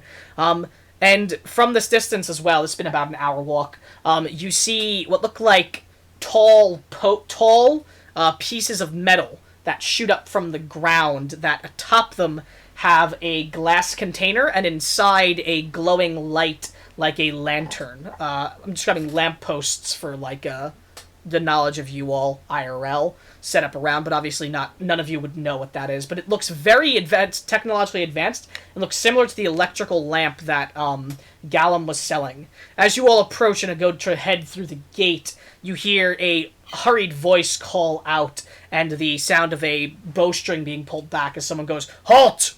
And you see what look like a heavily armored man in medium armor step out from behind the gate with 2 other armored individuals in tow, wearing helmets with their bows drawn. The man without the helmet, the man in front has no helmet on. It's a half-elven man with brown hair, a sort of goatee as he approaches up. But as he approaches up, he sees the 2 individuals with bows drawn, and he offers his hand up and just tells them to lower. As they lower, looking out to you as he approaches, he goes, "Are you all looking to enter the city? Who are you? Rather late for travel." It is. We're trying to make time over a stretch of road that we're going beyond the town. We were going to be passing through, staying a day, maybe? I heard some noise in the distance. Sounded like gunshots and a loud boom. Were you all responsible for that? Sorry. Yeah, that was us. We ran into some skeleton. Blighted land. Ugh. As he says, obviously like a curse, he spits on the ground. Right. Blighted land. Is that a problem that's been going on here? It's just a saying. Here in Destin, we've had our fair share of problems with undead occasionally, but historically things like demons and such. So occasionally we like to remind ourselves of this blighted land that we sometimes call home. Bless the Queen and her efforts. Nonetheless, if that was all you and you ran into the skeletons and you're alive, I take it you're armed types. Can I get your identifications from each of you? IDs, please, as he would offer his handout. We're gonna call break there. Okay. Do we Do I have an identification? I mean, know I don't. if we haven't talked about it, you can assume. Yeah, Is okay. Beryl sneezing in hers? We're gonna be right back. We're gonna call break real quick. I'm muting the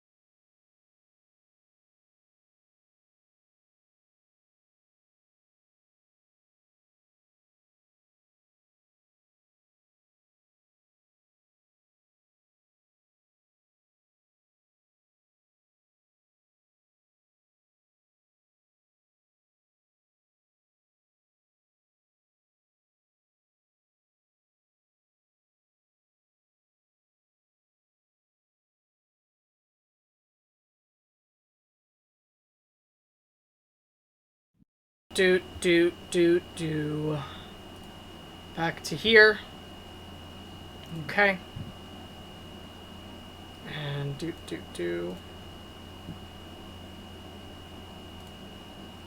We're going to get back into it in just a second, once I get the music playing. There we go.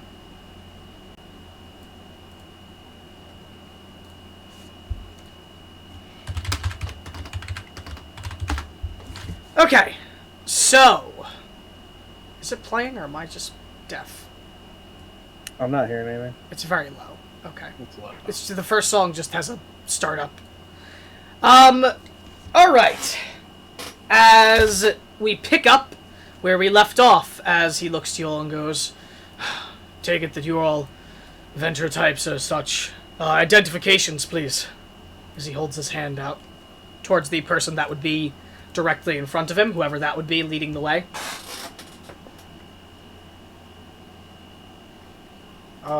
I guess I would be in front. I was the one who suggested that we make a move. Mm-hmm. I'd give him my identification. Okay. As you'd all see Isaac take out what looks like a thin piece of paper that he unfolds and hands to the man as he takes it, looks it over and goes, seems in order. You're allowed in, as he will hand it back to you. So you'll look to the rest of you. Question out of character, because I was definitely in a town Oh, you certainly were. previously to this one, You're in a couple towns, but and never had a question about identification before. you were not in any of the 4 nations that are in the cluster, I'd noticed, and you haven't been in Destin yet. Destin is recent. You've been in one town in Destin, and they didn't ask you for anything, though. Okay. Cravine's in Destin, though, correct? Didn't ask you for anything there.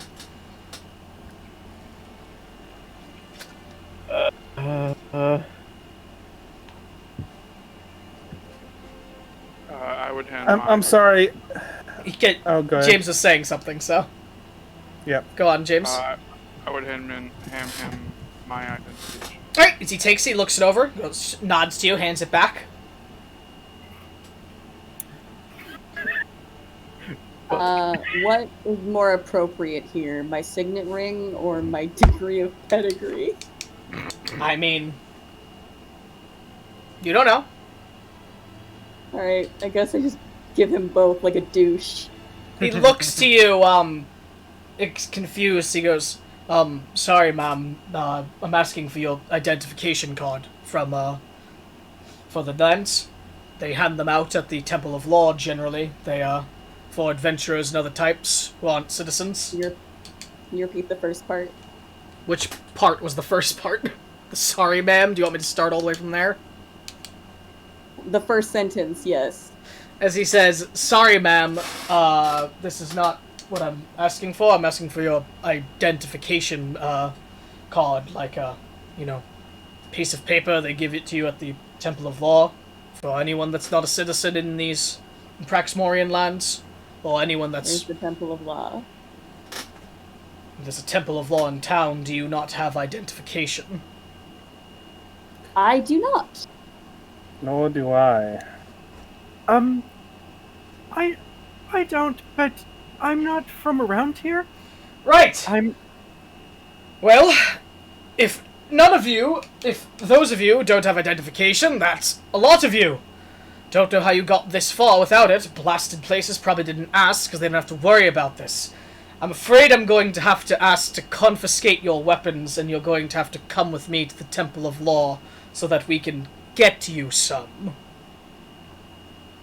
Even if I say that they're with me? With Your- us, I put the Carolina. Your papers are very much in order, Sir Darrow, but everyone else needs their own individual identification. Usually I wouldn't be so strict on this, I promise you that, but there's been a lot of shit going on in town recently, and I really need to make sure I'm not letting in some real bad folk. Temple of Law, confiscated weapons. I promise you, it won't be long, you'll get your things back. Silas starts like pulling out his number of daggers and his rapier. Can I make an insight check to see if he's telling the truth about giving our stuff back? Yeah, sure. Roll insight. Silas does the thing where he goes like, wait, Yeah, wait, and he it pulls seems one like out in his pants. there's a real level of, like, exhaustion to him. Like, there's, like, he's too tired to lie about that, and he He's seems just to be rolling through being the genuine. motions. Okay. Not even rolling through the motions, you can also tell that he doesn't really want to do this, but there's, like, a concern that he needs to, you know, do it for. Yeah, okay. Like, Yeah, there's some Silas reason why. will undo the sheath of his rapier and hand it to him, and then, you know, the 4 daggers, 2 from each leg, and then 1 from each boot. Okay. So you'll yeah. take him, one of the, individuals, at the side will come over with a bag, and, they'll get plopped in. He's just asking for weapons, right? Not Your like weapons. all of our belongings. No, your weapons. Okay. Weaponry. So give him, I give him my maul, my quarterstaff, and 4 javelins. Is that every weapon you have on you? Yes. Okay. I mean, Well, I stopped my list, but I would not have kept any weapons. Okay, besides so are all of you handing your weapons over? Every single one of them? Yeah. Yep. Right? Did he ask for? No, he didn't ask for you or Isaac's. Wiz, what are you doing? He already. He's still holding up the his identification. Okay, sorry, I didn't hear you say you're holding up your identification. I guess he's short. But he would have noticed Yeah. your identification and he would have, you know, nodded to you. You're in the clear. So they'd take your weapons. Josie, seeing your large rifle, he had looked at it and he would nod. He would look to one of the other guy, and the other guy would take the weapon, holding it in hand, because he can't really fit it in the bag. Careful. Yes, we'll be as careful as we can with it. You 3, however, looking to Carolina, Isaac, and Wiz, you can head on into town, go anywhere you wish, or you can accompany us. I'd recommend not adventuring too far away from the town, especially this late at night. I look to the group being escorted away, and I say, Well, they're not walking yet, but...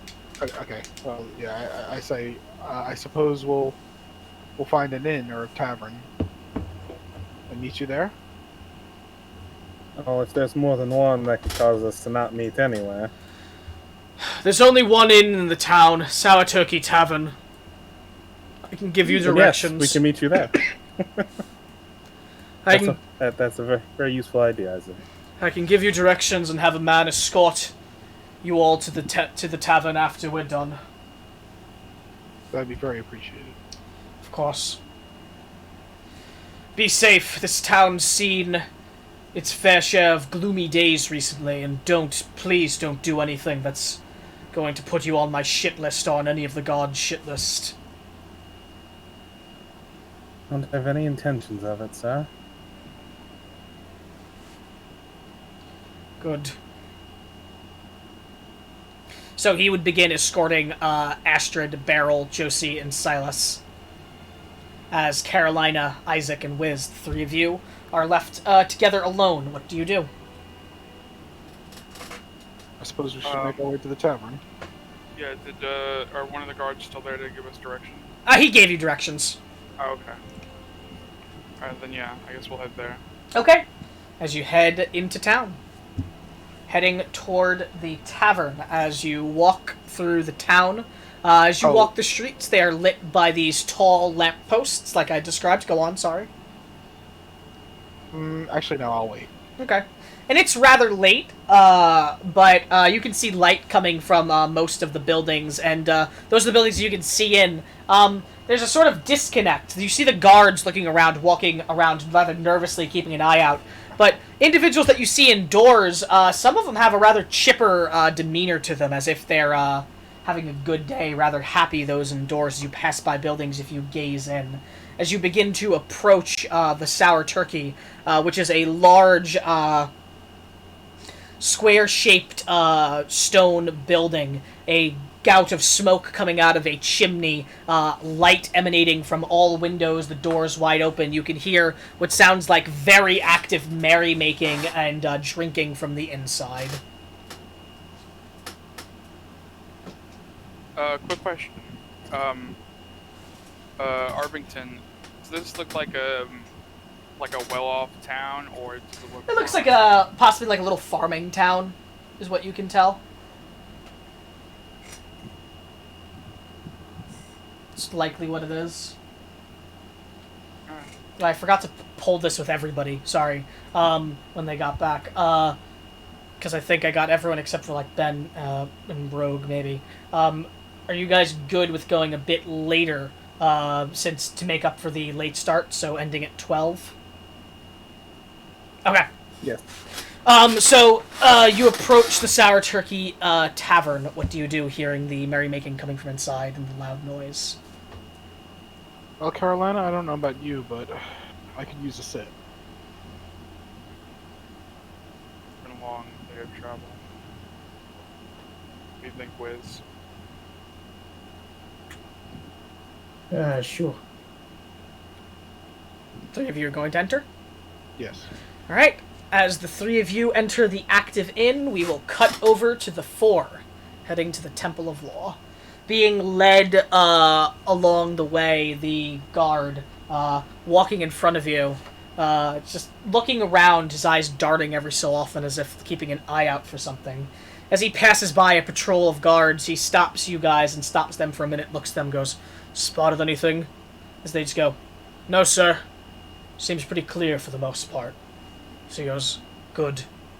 Keep those eyes, keep your eyes glued. And if it gets, You've if been you see having anything, problems in town. it's like, if you see anything, get back to me as soon as you can." You ask him if he had problems in town? Yes. You could say that. I suppose it's not a secret. Recently, and I mean very recently, maybe a couple days ago, a group of bloody ogres made their way into the Lord's estate and likely killed everybody in the estate. Some sort of some sort of ogre necromancer with them as well, causing the unfortunate undead problem that likely you ran into. You said the ogre, the necromancer was also an ogre? Yes. Okay. It's a very large group of individuals. A group of ogres and half-ogres, I don't know the full tale. We lost a lot of men in the defense of the estate, but it's unlikely that any of the people left there. It's a mess. Not that any of the folks in the town would care, no, they only care that the bloody lord that taxes them is gone and dead. Hell, they're probably in the tavern having a party about it right now. Not to add something else on your plate, but we did intend on extending information to the law here that point in the direction of where we came from. There was a alchemist shopkeeper that was found murdered during the snowstorm. He grips the bridge of his nose and he just go, "Just another thing to add to the list, gods." Case appeared to have, the murder appears to be tied to a robbery of a very rare item that he had. Something to discuss later if you wish to give us information. That's just not aside. For now, I unfortunately can't worry about an alchemist being murdered while those ogres are stationed up at the Lady Estate. How far is the estate from here? Sorry, go ahead, bro. No, go ahead. Maybe about an hour away, if you're taking your time. They haven't done anything yet. Perhaps that's what concerns me the most.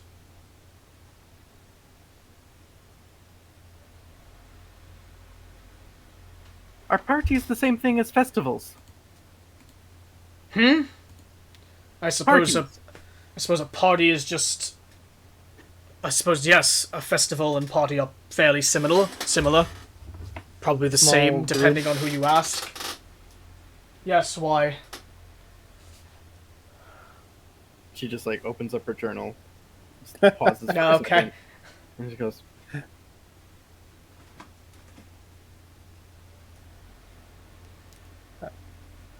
Well, perhaps after we finish proper documentation and reacquire our things, we could discuss if you and your gods are in need of perhaps aid in removal of this threat.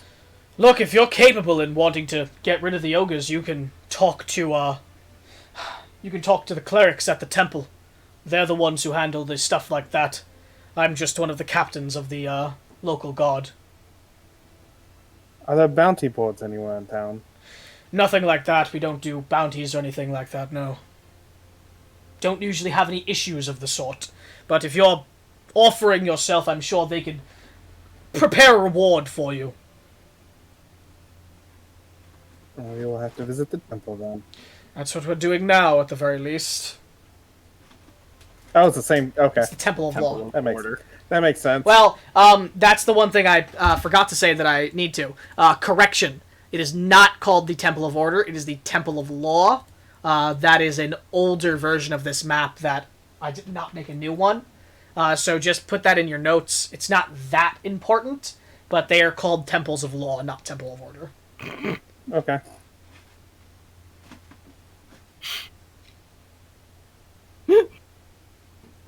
As you all follow along toward the temple, as you see what looks like a tall stone building built somewhat like a cathedral, but looks a bit more like a civic building, like a civic building, you know, like a court. It's built up. At the front of the building, 5 flags lay coming down at the front. Each bearing a different symbol. First, a symbol you have all seen already. The symbol of Destin, the emblem of the nation. What is a red flag with a royal griffin's profile sat at the side of it, and a crown atop its head. Next, you see several other symbols that have some significance to each of you. I'm sure, actually, all of you would know what these symbols are because they are rather, what's the word? Known throughout the world, because this is a very large religion. As first you see what looks like... Even me? You probably wouldn't. Okay. As you see first what looks like the symbol of a pin that is in the shape of a sun with several points coming off the end of it. All of you should have seen that now. I showed to players. Those of you that know, that is the symbol of Amunator, the god of the sun. Then you see a symbol that looks to be a blue shield with the profile of a dragon on the side of it. The symbol of Bahamut, god of justice. Then you see a symbol that looks to be a cogwheel with a starburst in the center of it. The symbol of Erithis, goddess of civilization. And then finally, a symbol of a silver anvil with a spark flame coming off the top of it. The symbol of Muradin, god of dwarves and craft.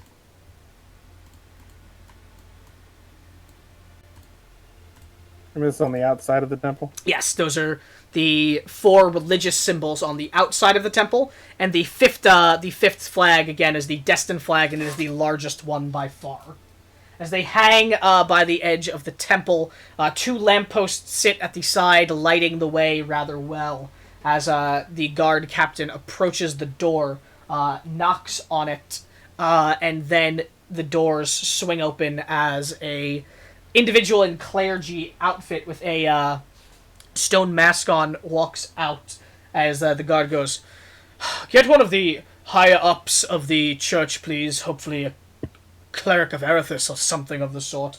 These individuals need IDs, and they don't have them. So I'd like it if you could issue some. Just get me one of those if you can. I'm going to have my man stay out here with their things when they're finished." As the man responds, he could simply wait inside as well. As he goes, "Then he'll do that. Can you take it from here?" As he goes, "Yes, I can lead them to one of the clerics, but I do warn you that we are short-staffed right now." As the guard captain goes, "Try to tell me all about short-staffing as much as you want, but trust me, I know that better than anyone." as he turns away from him and walks towards you all and goes, "Right, these folk will sort you out. Once you're finished, you can get your things back from my man here, and he will give you directions or escort you to the Sour Turkey Inn. Keep your noses clean, please." Could I get your name, God Captain? "Yes. My name is Jonathan." Where's the last name?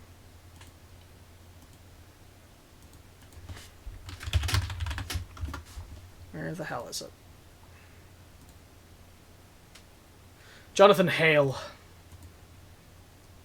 Alright. Now, keep your noses clean and get what you have to get done. As he goes to walk past you all.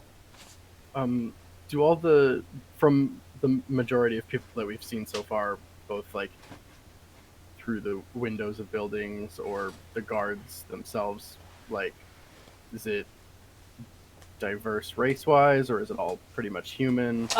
There's a rather diverse amount of people that you've seen so far. Mostly human elves and dwarves, though. Okay. But there's been the occasional, like, rarer race, but not many. It's just mostly humans, elves, and dwarves. There doesn't appear to be a lot of people. It appears to be a rather small town. Okay.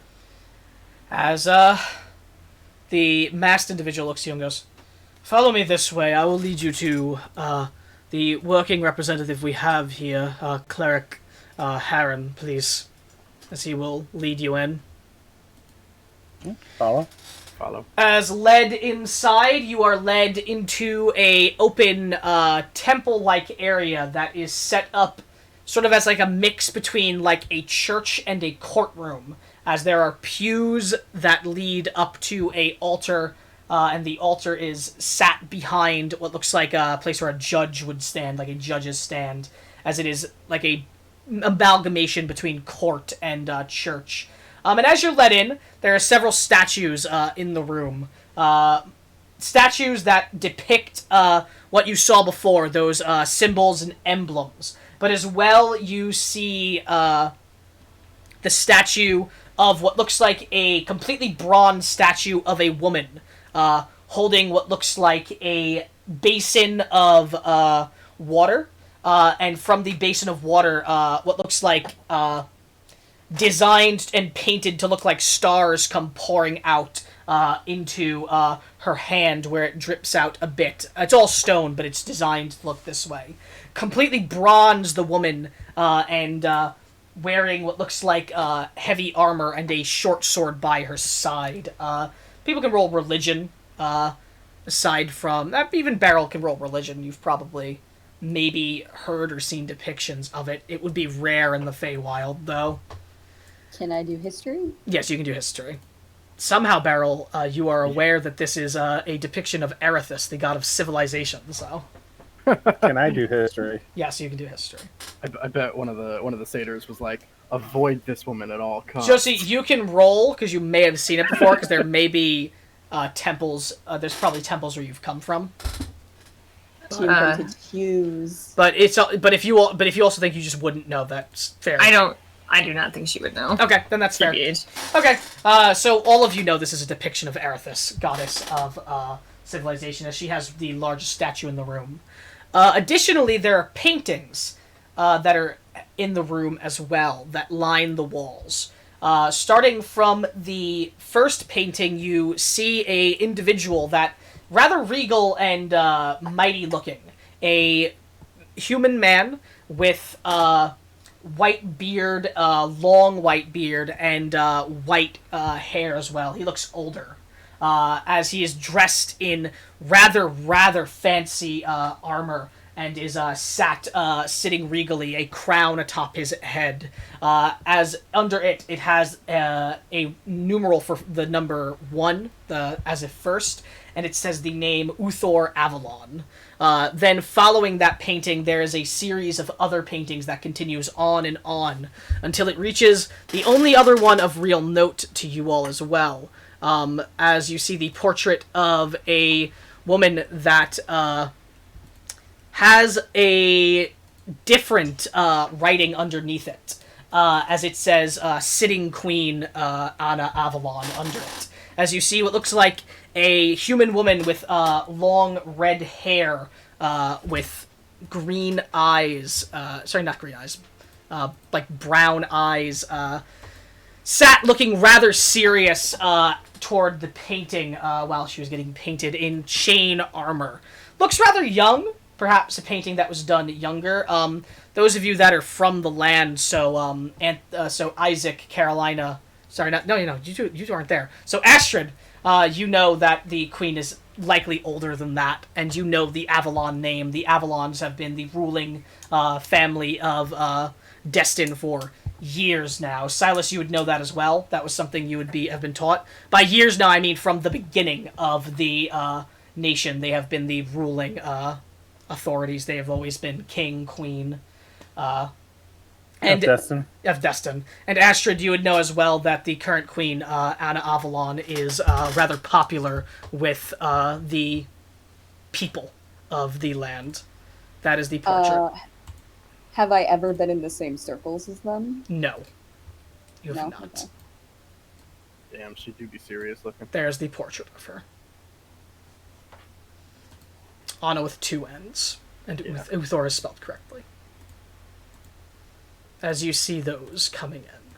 As you are led by him past the statues, past the pews, and past the altar into a door that leads to a back room. Then you're led down a small hallway, rather plain looking, a rug across it, to a door, where the individual knocks and then opens before hearing a response as he steps in, as he goes, sorry? Cleric Harren, we have some individuals here that need IDs. I was told to bring them to the highest authority in the church, and I know that the judge isn't here, so I thought I'd bring them to you. As you hear a voice call out in a grumble, a sort of annoyed voice, as he goes, "What does that bastard think he's doing, sending people to get IDs in this... Send him in, I'll talk to them." As he gives a bow, and he turns to you all and goes, "Step on in, please." As I imagine all of you will enter. Mm-hmm. So all of you enter a decent-sized room, bit small, that looks like an office room, where a dwarven man is sat behind a desk, wearing what look like robes, with the symbol of Erithis emblazoned on the chest of the robes. He sits. It is a dwarven man, shaved, bald head, and no beard or anything of the make. Darker, like tannish skin and green eyes. As he sits behind the desk, his hand on his head, rubbing against it, clearly annoyed. As the door shuts behind all of you and goes, "Hi. Might want to have a seat." As there are like chairs and such about, and a small couch. What race? Dwarven. So you want? Dwarven man. Dwarven. Okay. What color beard? He doesn't have a beard as well. No beard. Oh, no beard at all. Hager. Okay. So I didn't miss that then. Okay. I described, in fact, a lack of beard. As he goes, "I'm Cleric Alistair Heron. Good to meet you all." Well, maybe not good. So you have to get IDs, is that it? Did the guard captain stop you at the gate and you all didn't have IDs? That would be correct. Can I ask how you got as far as this town without any IDs? Did you just cross the border and head here? Myself and my sister both arrived in Trevine? I can never get that one straight. And they did not ask anything to do with IDs before we left the same day. He palms his head into his hands and he goes, "Of course they wouldn't ask you for IDs in Trevine. Why would they care? That's the work for us, I suppose." As he laughs. Not with a lot of mirth in it, very clearly, you know. I do apologize for the inconvenience. Well, it's not your fault. You're not the one who's not following regulation.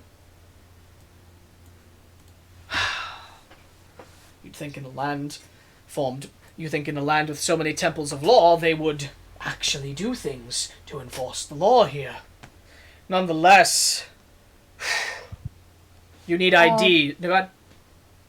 Farrell and myself crossed into Dilson, and they didn't request any sort of identification. Dilson, that makes sense. Small town. I can see them being lax on it. Bit more excusable than Trevine, but still not excusable, in my opinion. Nonetheless, this is awkward, to say the least, if you need IDs. Let me be frank. I can't give you IDs right now. Our judge, Judge Lloyd, is unfortunately displaced, as there's a bit of an ogre attack recently, to which she was at the manor when the attack took place. She has not returned in days. She is either dead, or she is still there. And it's not looking good, quite frankly. And no one else here has the rights required to get you the IDs, you see. So, unfortunately, I don't want to cause more problems for you all, because it's clearly not your fault. So, I can see what I can do. I can get you your things back, but you're likely going to have to get IDs next town you come upon. Can't you just make somebody else a judge? It's not as simple as that. There are... Yeah, it is. You go, and then I look to, Astrid, I point at her and go, there, you're a judge. There, she's a judge. I don't think you mean it this way, but what you had just done there is a great act of religious insulting, especially to me as a cleric of Erithus. We do not simply just point at people and make them judges. It is a very holy experience that involves very intimate getting to know of the texts of Erithus and very intimate approval from the higher ups. I do not think you meant offense, but that was rather offensive to say, at least. Sorry? I've never been quite in with Erithus's lot, anyway. It is fine. I don't think you knew, and I am on edge currently. Where's the property, if I may ask? Would you ask? Where the property is? Like, is it in town or outside of town?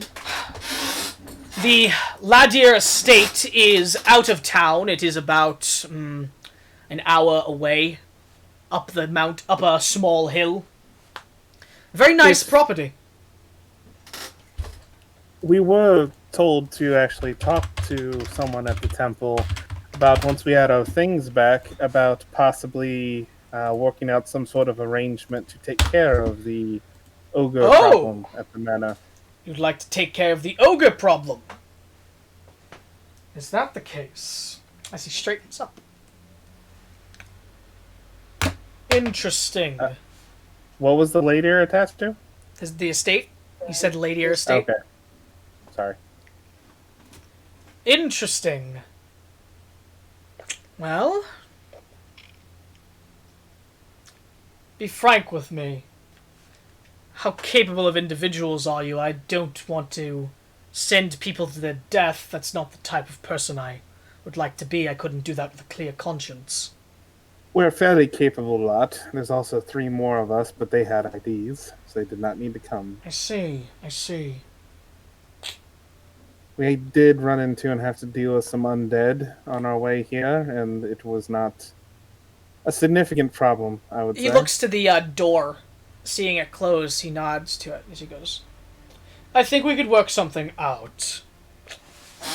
Tell me, how much do you know of property laws in Destin here?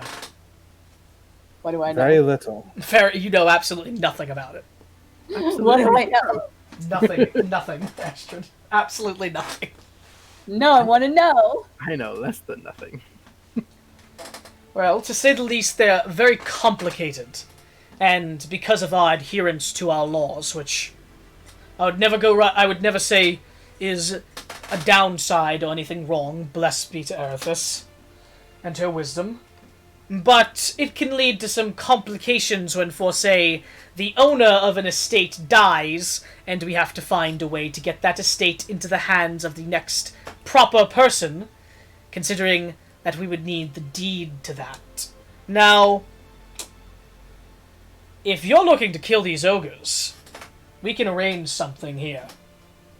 If you'd like, we can make a deal. I don't have the means to be able to pay you, nor do I have the means to work out any sort of payment currently. However, if you could either find the judge, if she is alive, ideal. If she's dead, you need to get her rights off of her body. And if they're not on her body, you've got to find them. If you can get that, and if you could get your way into the Ladia Vault and get the deed to the estate, I would be very willing to personally make sure you will get no fuss IDs in the next town you're in, and have a personal note of thank you from the temple. And as well, the Ladia Vault is packed filled with magical items. If you'd like, each of you can have a selection of one of the items inside. We have a catalog of everything that should be in there, so if you take this deal, please don't try to swindle us. We know what's in there. One each. So, We just 7 have to kill items. some ogres.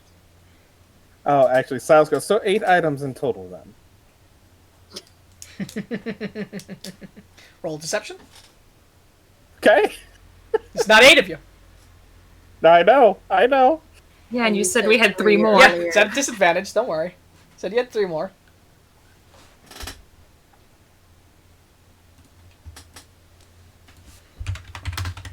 Let's see, he's a cleric, so... I know. I know. Nat 20. Jesus Christ. He didn't have to be a cleric, he could have been a peasant. 7 items. You said you had 3 more. A brief miscalculation, apologies. I understand, that happens every so often. How You many said one ogres per are there? person. What'd you say? How many ogres are there? I believe there were 3 full-blooded ogres that were with them, and a good amount of half-ogres. One of the ogres, I think, got killed in the attack, so there should only be 2 more, the necromancer and one of the other ones. If you want more information about the attack, I wasn't there personally. However, the ladies had a paladin of Erithus that was stationed at the estate with them. He unfortunately couldn't help them all, but he was, he tried. Kieran Dodson. He likely is at the tavern right now, if you wish to speak with him, the Sour Turkey. That is where we were going next. He may have more information about the affair. I don't know that much.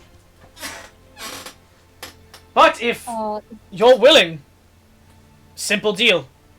Clear out those ogres, find the judge or the judge's rights on her corpse, and find the vault, get the deed, and each of you are entitled to 1 magic item from there. Is there a fee normally associated with getting an ID? No, we don't tie any fees of any sort to it. Okay. It's more a Praxmorian practice than it is of us in Destin. I've not been used to it recently. The judge knows more about the procedures than I do, but they don't charge. So the deed is a part of the requirements then? Yes, we will need the deed. This Kieran fella. Aye. He said he was stationed at the estate? Yes, he was there to protect the individuals. He's one of their bodyguards. So, you said he was at the tavern. Aye. What's he doing at the tavern? Why isn't he at the estate protecting folk? The folk there are dead. But you think that the judge might be alive? If anyone's alive, it'd be the judge. They pulled out. There's not much you can do once the ogres have overthrown the place. You can't expect a man to just lay down his life and die like that when it's not clear that anyone else is alive. Saw the Lord die before his eyes, so... And he was... it's a he? Yes. And he was a bodyguard to the Lord, correct? Yes. So once his sire was slain, and without any specific knowledge, yes, I suppose he should have pulled out. Nothing as callous as that. There were many people at the estate. Children, friends and such. I'm sure he wanted to save as many people as he could, but... throwing your life away for that would not do any good, as I imagine. I'm sure he tried to do what he could, but again, it was a difficult situation from what I understand. Well, we will certainly seek him for information before we head out there. I mean, as well, if you find any other survivors, I'm sure the Ladia family would be in your debt. Not that that means much of anything anymore. So... Well, wouldn't next of kin be the owners of the manor, the estate? They would, but the Ladia family is nothing huge in Destin. They have lordship over this small town for past deeds done. That's about it. All they have is their estate and the magic items within, and the very little money that they have left. Favor is still desirable. We'll see what we can do. But we will need our things back, as agreed, though, for us to do that. yes, of course, sure. So you agree to go for the ogres then? Silas just give a nod and look to the other three. As he's going to go right. Okay. Well, does that mean you're gonna let us into town now so we can get to the tavern? Yes, I'm not yet. I'm going to let you go, and I'm going to let you get your things back. I don't recommend going tonight. Perhaps I'd recommend sleeping, or maybe if you're capable, going now. Up to you. There is also some shops in town if you wish to peruse them. There's a shop where an arcanum. They sell some magic items there. Perhaps you could equip yourselves better if you'd like. Is there an enchanter in town? No enchanter, just the arcanum. Run by a lizard man, red scales. I believe his name is Kanan. Shop's called Kanan's Arcanium. Shouldn't be hard to miss.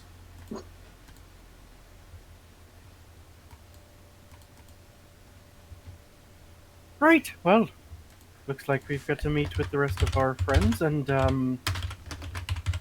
get to planning. Right, well, thank you all for agreeing to this then. Now let me just write up a contract rather quickly. Nothing serious. Just need one of you to sign acknowledging that you have agreed to the terms and that, you agreed to take one item from the vault on your success. Nothing more, nothing less. Well, nothing more. Would the signature be responsible for everyone only taking one item? It's only not for themselves. It's not exactly going to be if you sign it and then someone else takes two, you're going to be the only one punished. No. You're all going to be responsible for this, but we're going to have the name of one of you. Fair enough. Silas will extend his hand to take... Oh, you gotta write it. Yeah. Right. Well, he takes out a piece of paper as he takes his holy symbol of Erithus off him. As you see magic channel through the symbol, and the piece of paper is all of a sudden just covered in just walls of text. If one of us dies, do we still get 7 items? That'd be a hard thing to happen, but yes, if one of you dies, sure, as a consolation, you can have 7 still. I'm reading it before anybody signs it. Sure. But I do wish that none of you die. I do not want to send anyone to their death. So you're gonna read it? Is it on the level? And yes. Yeah, sure. Roll a perception or investigation.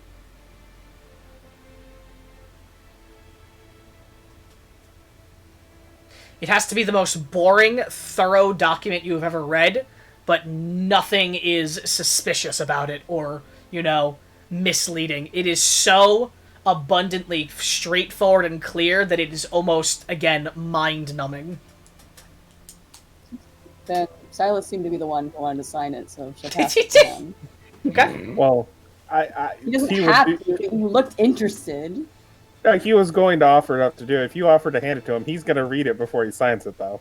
Oh, wait. I'll sign it then. Wait, can I sign it? I've never signed a legal document before. Sure. I don't mind. Right.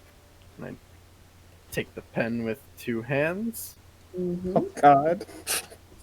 And I hazardly write my name.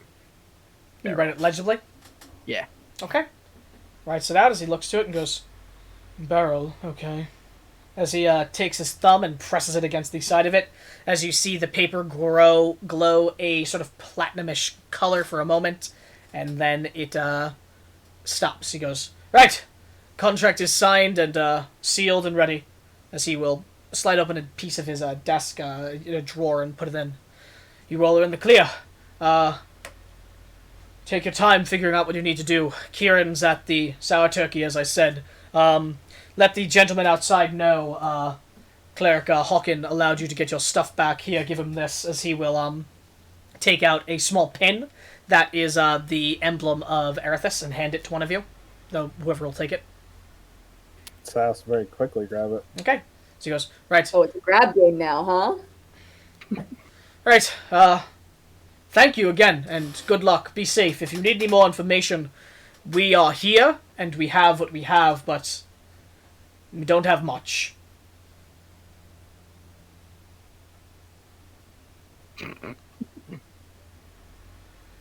I understand. Would the shop still be open at this hour? Not at this hour. You're going to have to wait for the morning if you're looking to shop. That, It would be good for us to shop before heading out. That Kanan's a rather punctual individual, though. He's going to be... The shop's going to be open at the earliest hour of the day, so at the first call of the rooster. All right, then. Silas will go to stand up and offer his hand to shake. Yeah, Cleric's shake your hand. I'm doing business with you, Sir Cleric. You as well, and good luck. If things look too dangerous there, just pull out. Deal isn't worth that much. You can get your ID rather easily without getting yourselves killed. This is just a bit more for you. Understand. I'm going to head out. Okay. You all gonna follow out? Yeah. Right. As you make it outside, you make it back into the pew area. The individual with your weapons is standing there waiting.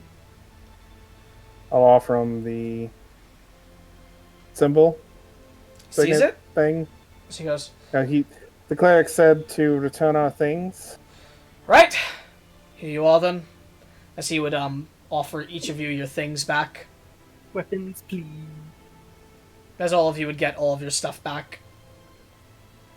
Thank you, sir. Nods to you. Would you like directions to the Sour Turkey then? Or I could escort you We there. would. I'm fine with either. Well, since I've Whichever's more convenient for you. since I've been given permission to do so, I will take that opportunity to escort you there. All right. As he goes to walk out. All right. As you follow him, we are going to cut over to the three people as they entered the Sour Turkey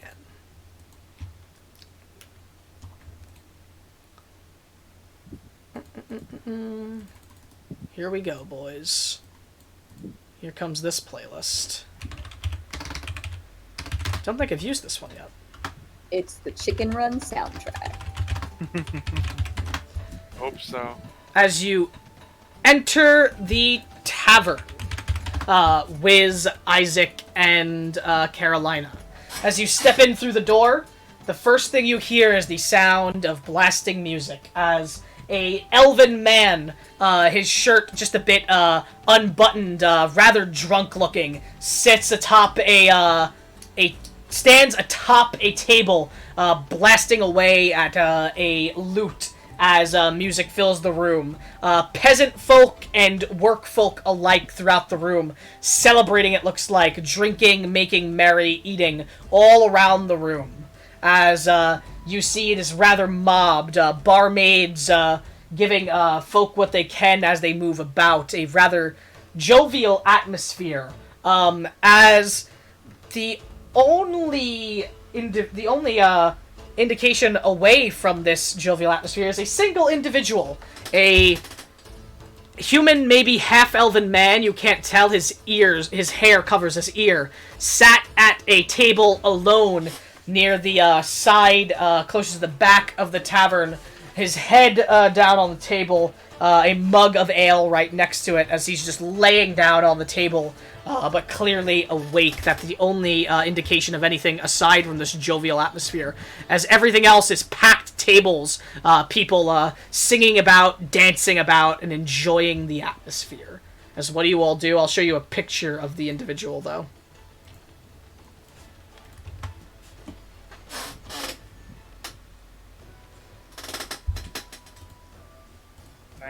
There you go. It's a real beaut. Go get him, Carolina. As what do you all do? The tables around seem packed. You can't see any that are empty, aside from the one that is, with the one guy. But what do? You gonna look around further? What's going on? I'll turn to Carolina and I'll say, Carolina, I think I'm going to quench my thirst, and by that I mean I'm going to gather information. Okay. Feel free to grab us a table or speak to whoever you want. I'm going to go up to the bar. Sure. Carolina. How big are the tables? They sit about 6 people.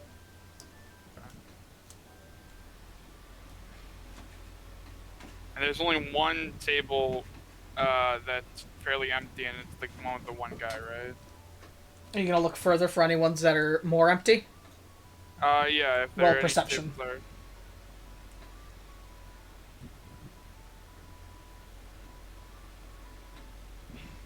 Nope, you don't notice any.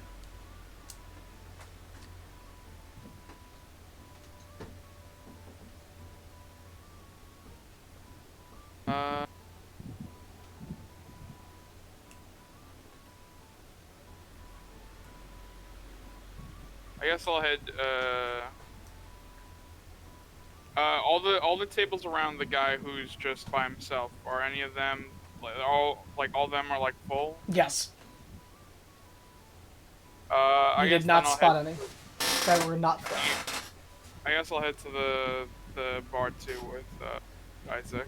Wiz, what are you gonna do?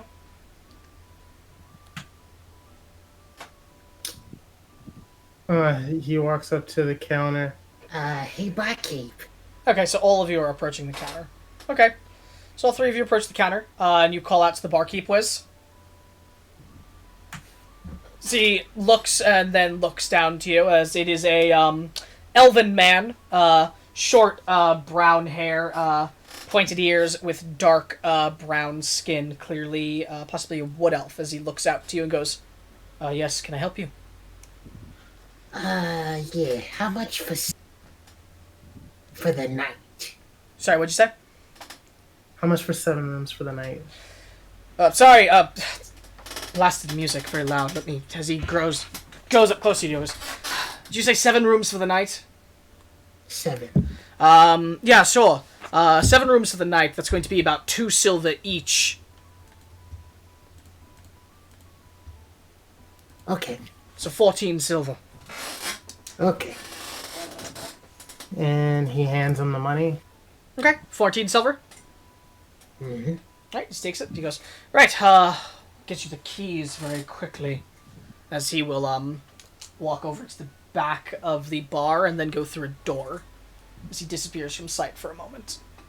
And then he comes Very back. kind of you, Liz. Go ahead. Mhm.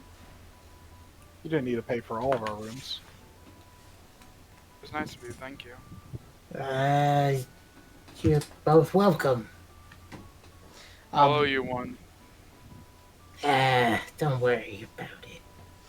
As he comes back out with a small bag, as he takes it out and takes 7 keys out, plapping them down in front of you. He goes, "There! All for the rooms upstairs. Anything else I can help you with, sir?" Milk. A cold glass of milk. Just a copper for that. Hands him a copper, and then hands Isaac and Carolina a key each. Okay. As he will reach down below and pull out a mug of milk that he pours into a glass for you and hands to you. Apologies for the noise. It might be tough getting to sleep tonight. What's the occasion? It seems to be very festive. As he scratches the back of his head, a awkward smile on his face. He goes, "The occasion, right? You all aren't from the town, are you?" No, sir. Pulls in closer to the three of you. Goes, "Don't take this as a bad reflection of the town, please. But it does appear that they're celebrating the death of the lord of the town, Lord Ladia." Oh. You see, was this lord particularly disliked? he was very, liberal in his increases of taxation, to say the least. From what I hear, a pack of ogres set upon his mansion caused a lot of problems, a lot of people dead. Poor Kieran over there, as he looks over to the individual sat at the table, was one of their bodyguards. He got out alive. Can't imagine it's particularly pleasant for him to be sat about while everyone celebrates the death of his lord, and perhaps more to the point, celebrates the death of his employer. Yes, it's probably very unfortunate to be out of the job and also have failed at your job. Right, well, I hope you don't take that as a poor reflection of the town. The folk aren't usually like this. I think it's a bit inappropriate myself. Is there not concern that the ogres will make their way into town? How quietly do you say that? We're talking in like low Okay. places. He shrugs his shoulders. If he's close to me, like Yeah, he shrugs his shoulders and he goes, "All I'll say is that I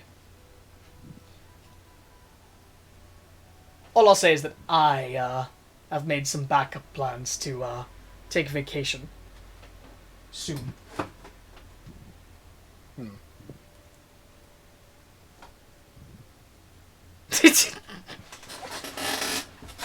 What can you tell me about these ogres? What's the talk about? I really don't know a lot about them. I try not to listen to the gossip and such. Like I said, it's a tragic tale.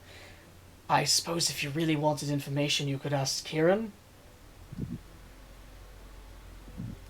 I might have to do that. You see, I have this problem. It's called curiosity. Well, just try to be a bit considerate. He's, probably gone through a lot recently. I can't say I know what it's like, but maybe, Of course.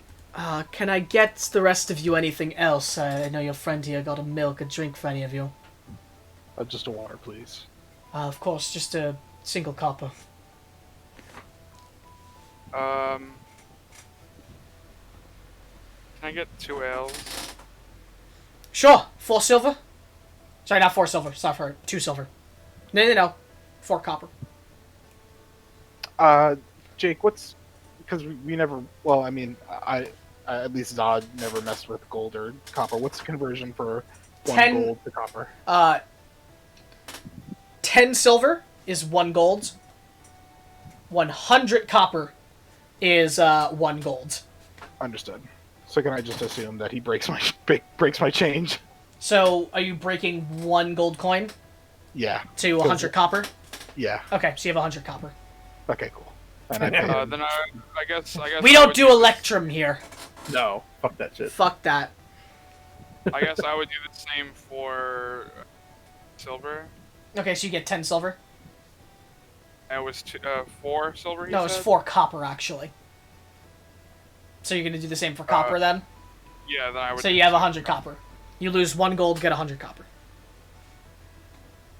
Well, you technically get. Yeah, you pay. Okay. Yeah. So 4 copper, and then 1 copper from you, Anthony. Okay. All right. I like how I say that like we did an actual transaction in real life. So. Transaction completed. As you get 2 ales, and you are handed a water. What do the 3 of you do? You're at the bar. Nobody else is really at it. Most people else are just sort of, by the sitting areas and just partying about. There's no chairs by the bar. It's not that type of tavern. I would take the ales and I would head over to. Did the bartender tell us the man's name? Kieran? Yeah, Kieran.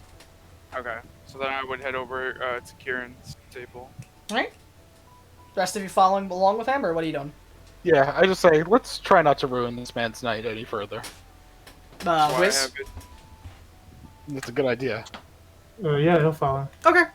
As you go along with them, and you two reach the table, what do you do?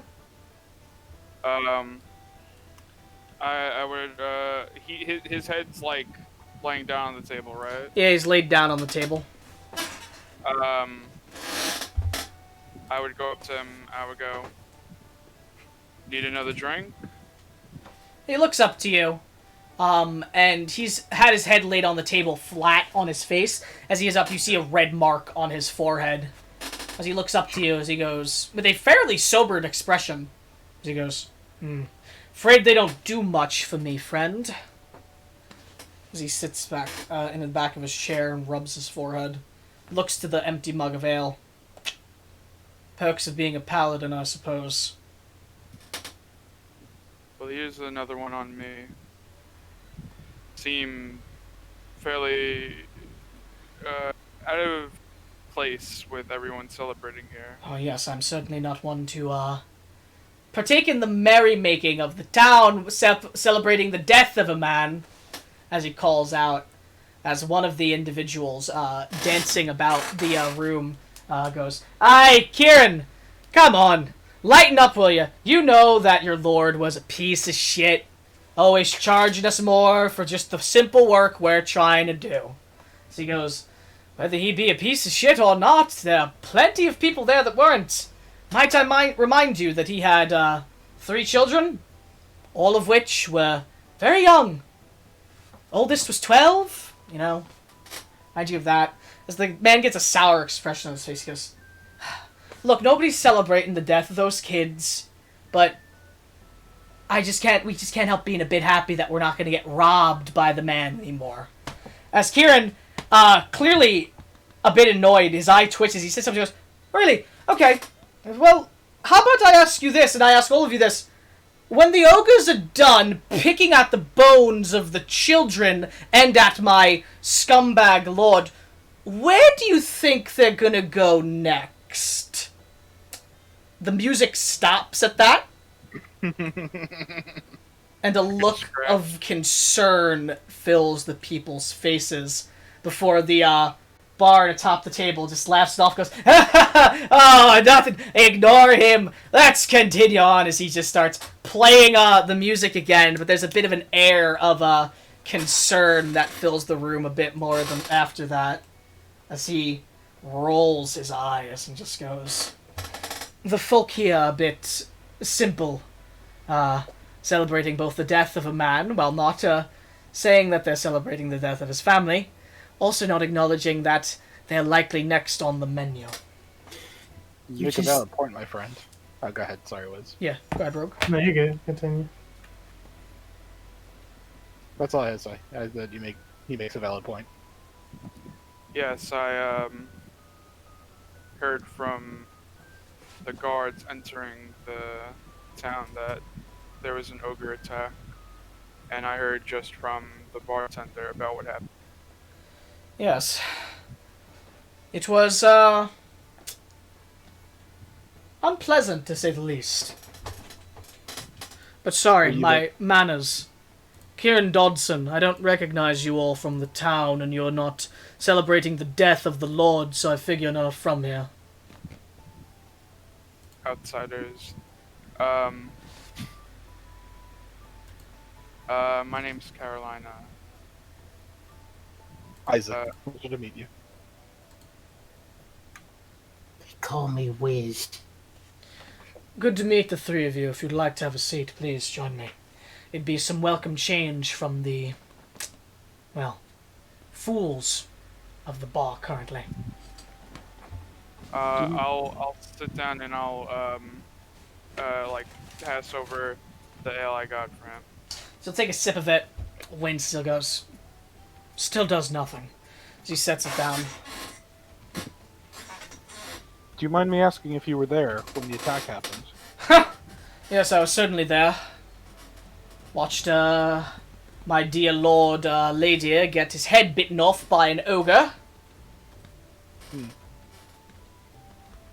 Not the most unpleasant thing I've ever seen in my life.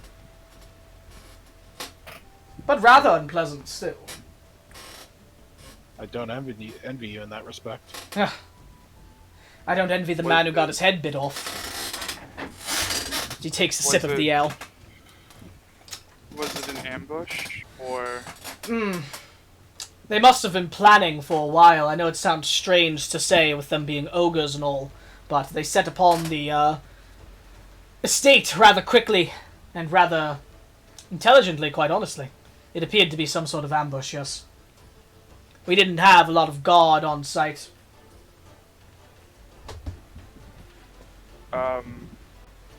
Besides you, who else made it out? Couple of other guard. Maybe. Don't know. Haven't asked around to see if there are any other survivors. I know that the judge was there. But I don't know if she got out. Isaac would know just by him saying judge what the judge is. And Yeah. There's a Temple of Law in town, and you'd know of the Temple of Law. Temple of Laws have judges, and judges are religiously designated individuals in the Erithus Church.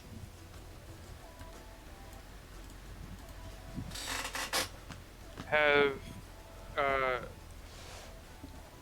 you thought about going back to maybe find out any survivors, or thought about it? I have, but it's not unlikely for me to do. I want to make sure the town's protected so that if they set upon the town, we can do something about it here. That's more important to me than going on a fool's errand and getting myself killed. How many ogres were left when you got out of there? There are 3 ogres that were there. I think we took down one of them. They had some undead with them as well. What kind of undead? Zombies, from what I could see. Didn't see any other types. would Isaac know if ogres are known to use necromancy? Ogres aren't particularly known for much aside from like being big brutes.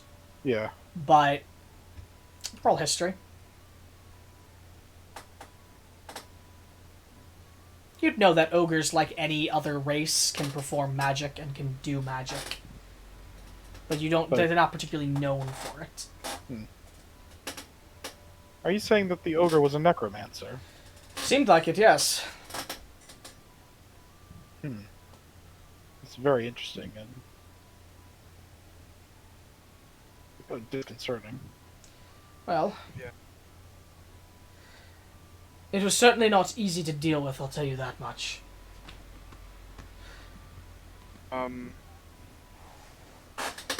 Well, I know you're concerned about the safety of the town if the ogres decide to come here. Is there anything outsiders would be able to do to help? If you want to help defend the town in case they attack, that'd be up to you. Unless you're looking to go deal with the ogre problem at the source. Source sounds... source is what I was thinking. Well, in a way, maybe ambush them back. if you want to go do that, that certainly could work. If you want to go attack them. I mean, but if you're looking to get paid, I doubt anybody in this town could give you nary a copper for the job.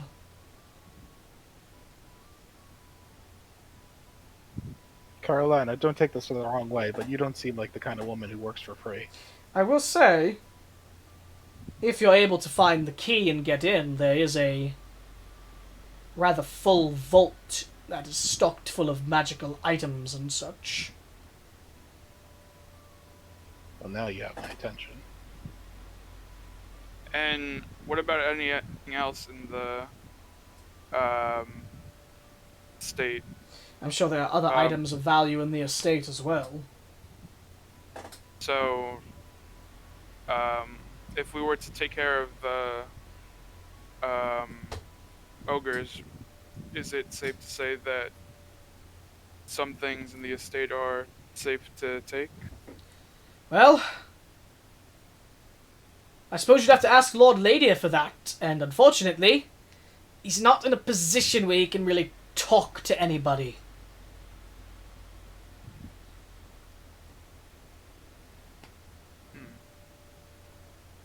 Around this time, the doors to the tavern swing open as Josie, Silas, Beryl, and Astrid, the four of you, have been led to the tavern. You look in and you see merrymaking that has somewhat died down. Looking around, you see Isaac, Carolina, and Wiz at a table at the back with a individual that I described before and showed.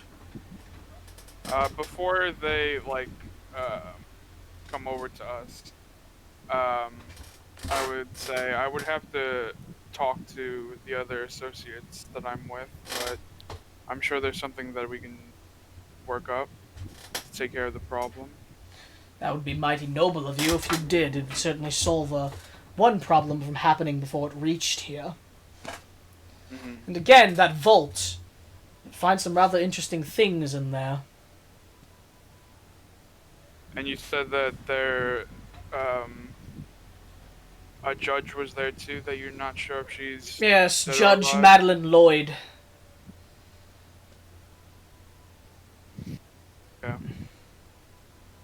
So then I guess I would see that the door would open. Yes, and the others came in. Oh. Right on time, I see. As you'd see them at the table. The others. I'm going to get something to drink, sister. Would you like me to get you something?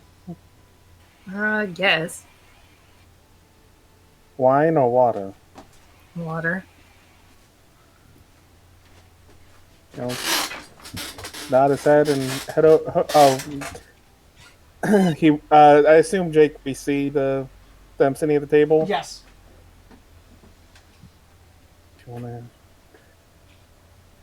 If you want to start informing our companions of the contract, I'll get our drinks and meet you over there. Oh! Can you see if they've got any elven wine? You know what? I will look to see if they have any elven wine. I'll go make my way over to the table. Okay. As the four of you are going over to the table, aside from Silas, right? Astrid's actually going to go back outside. Okay. Astrid exits the building. What are you going to do outside? Oh, she's going to play violin. Okay. As you are outside playing violin. Silas, you go up to the bar, and you get the barkeep's attention as he goes, can I help you? As he leans over the counter, pulling in close to actually be able to hear you. Do you happen to have elven wine, sir? We do. It's expensive. What's expensive? 2 gold per cup.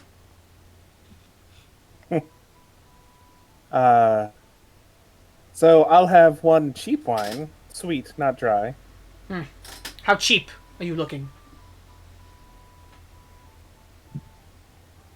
We'll say mid-shelf. Okay. It'll be 2 silver. A water. And a question. Do you know where the paladin Karen Dodson might be? I do. He nods over to him at the table of where your companions are heading to and where they are. I see my friends that came in before us are already speaking with him. Great happenstance. 1 copper for the water. I will hand him 3 silver for change. Okay. He would give you the copper that you are owed back. Right. I'll slide him back 4 of the copper, so I only have 5 then.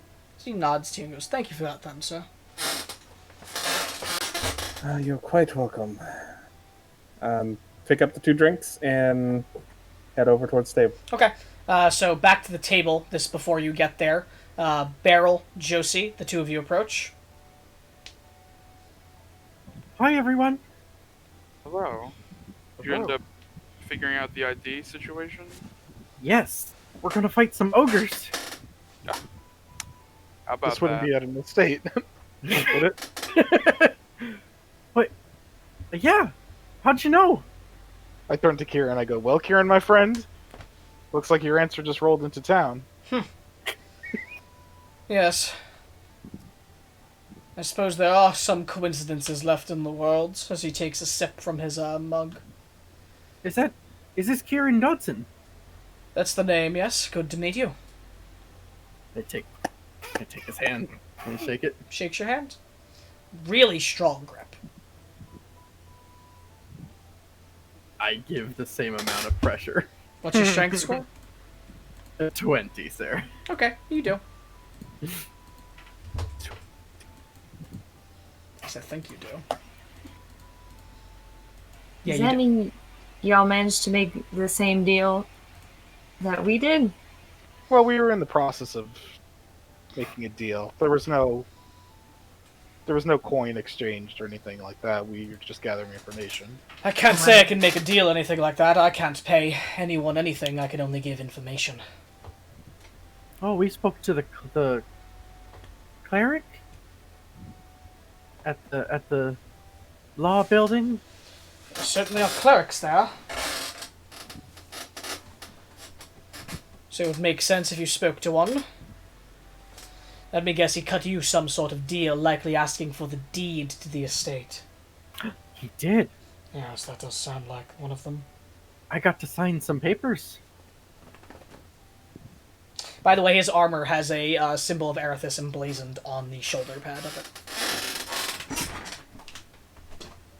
You signed papers. Did somebody read them beforehand? Astra did. Yeah. Okay. Well, We were a little bit in a bind because of the whole ID thing. By this point, Silas makes it over. No one to make IDs. I'll Only person who hand, makes IDs is in the estate with the ogres. So Ah, yes, the judge. Yes, the judge. As I'll hand her the water, Josie, and take a sip of my wine, look over at Beryl and go, "They do have elven wine, but it's very expensive. Otherwise, I would have actually gotten it for you. It's 2 gold. Oh, I have those. No, if you go ask the bartender for a mug of elven ale, he will give you one, I'm sure. It's elven He ale. might... Elven Wine. wine. Oh, I didn't say ale. Sorry, I would have said that. That was me messing up, not Silas. Sorry, you said wine. No worries.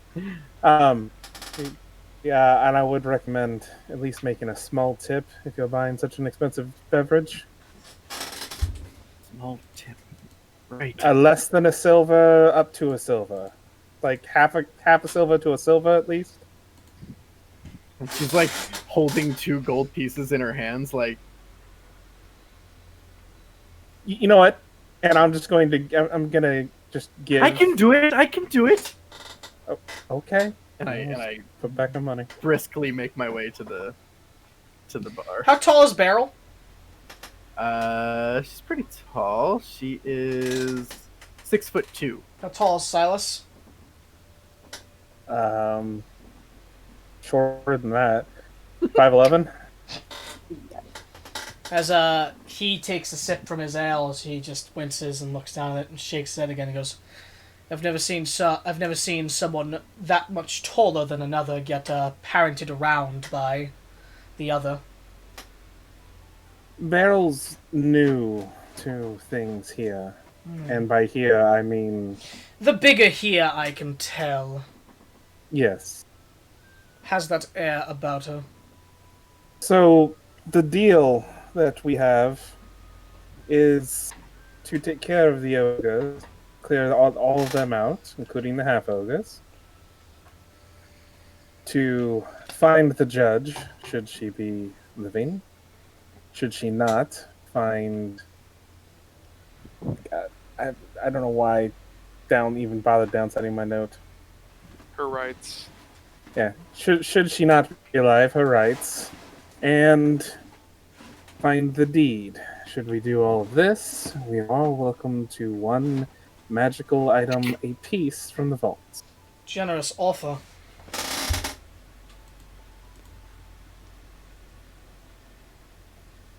I thought so as well.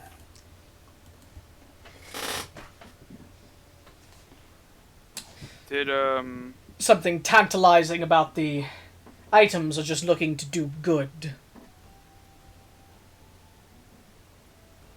Well,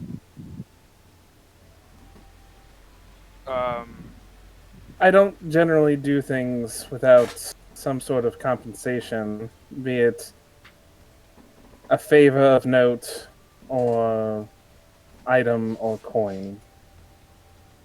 So I would say doing some good while getting paid for it. I would agree, but after what you told me, Kieran, I would also just want to do this because of what you said. That One of those types that want to help people who are in danger in case innocents come to risk. He smiles to you and goes, very noble of you. You said that to me, or... Yes. I had a similar experience with an ambush a few years back, so I understand where you're coming from. Well, I can give you all whatever information you'd like, but I can't come with you. I want to defend the town and such, you know. Before continuing any further, Barrel, you go to the bar? Yes. As you make it to the barkeep looks over, gets close and goes, yes, how can I help you? Should try and, actually hear you. Hi there! I'd like an elven wine. Right, it's going to be 2 gold pieces for a cup. I take the 2 gold pieces and I put it down on the bar, and I take a third one out, and I go, and I need copper and silver. How would you like me to break up the gold, then? I don't know how you normally do it. Normally... Maybe a small hammer? I meant, a gold piece, is worth 10 silver, 100 copper. What do you want? You didn't tell me about that part. I tried. Well, I thought Astrid and Carolina explained basic economics. She did cover a crash course. Can I have The it? key word was tried. I don't know if it's stuck. Can I just have and she gives the third piece of gold. Can you do half and half?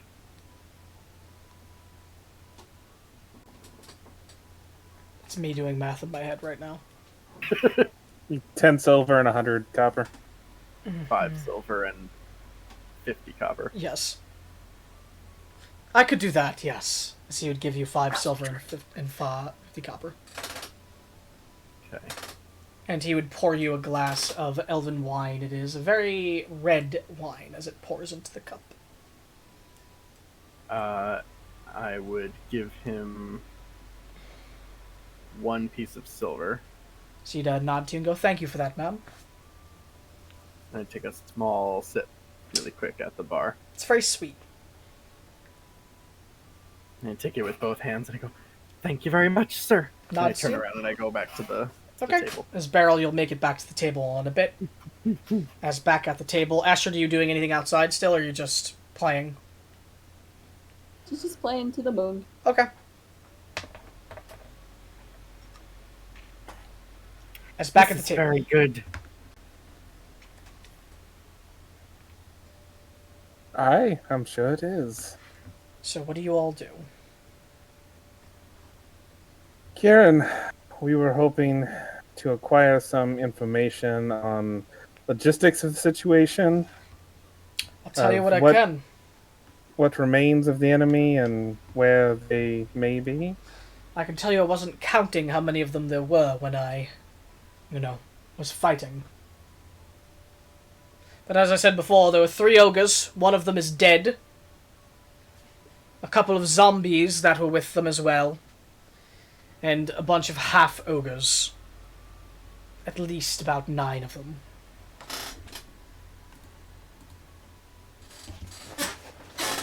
So You everyone, didn't see any of the 9 half-ogres fall?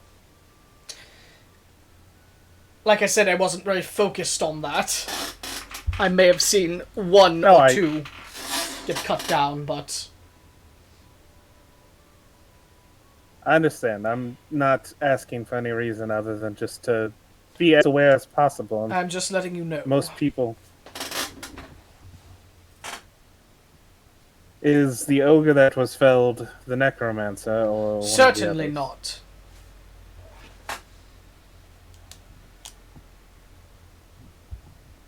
You mentioned earlier a key to the estate. Yes. Do you have that, or is the key to something else? I imagine it'd be on the corpse of my lord, so possibly it would be in the belly of the ogre, or the ogre has it. Ogre didn't Where seem is the like it vault? was an idiot, so it probably knows the key is. Where is the vault you said located? And vault's on the 2nd floor.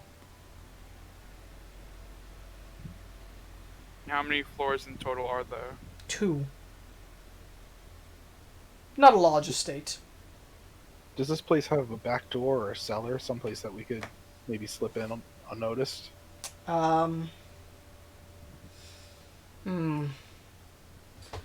No, the servants' quarters and areas where they would work were upstairs. Is the only entrance the main entrance? Give me 1 second.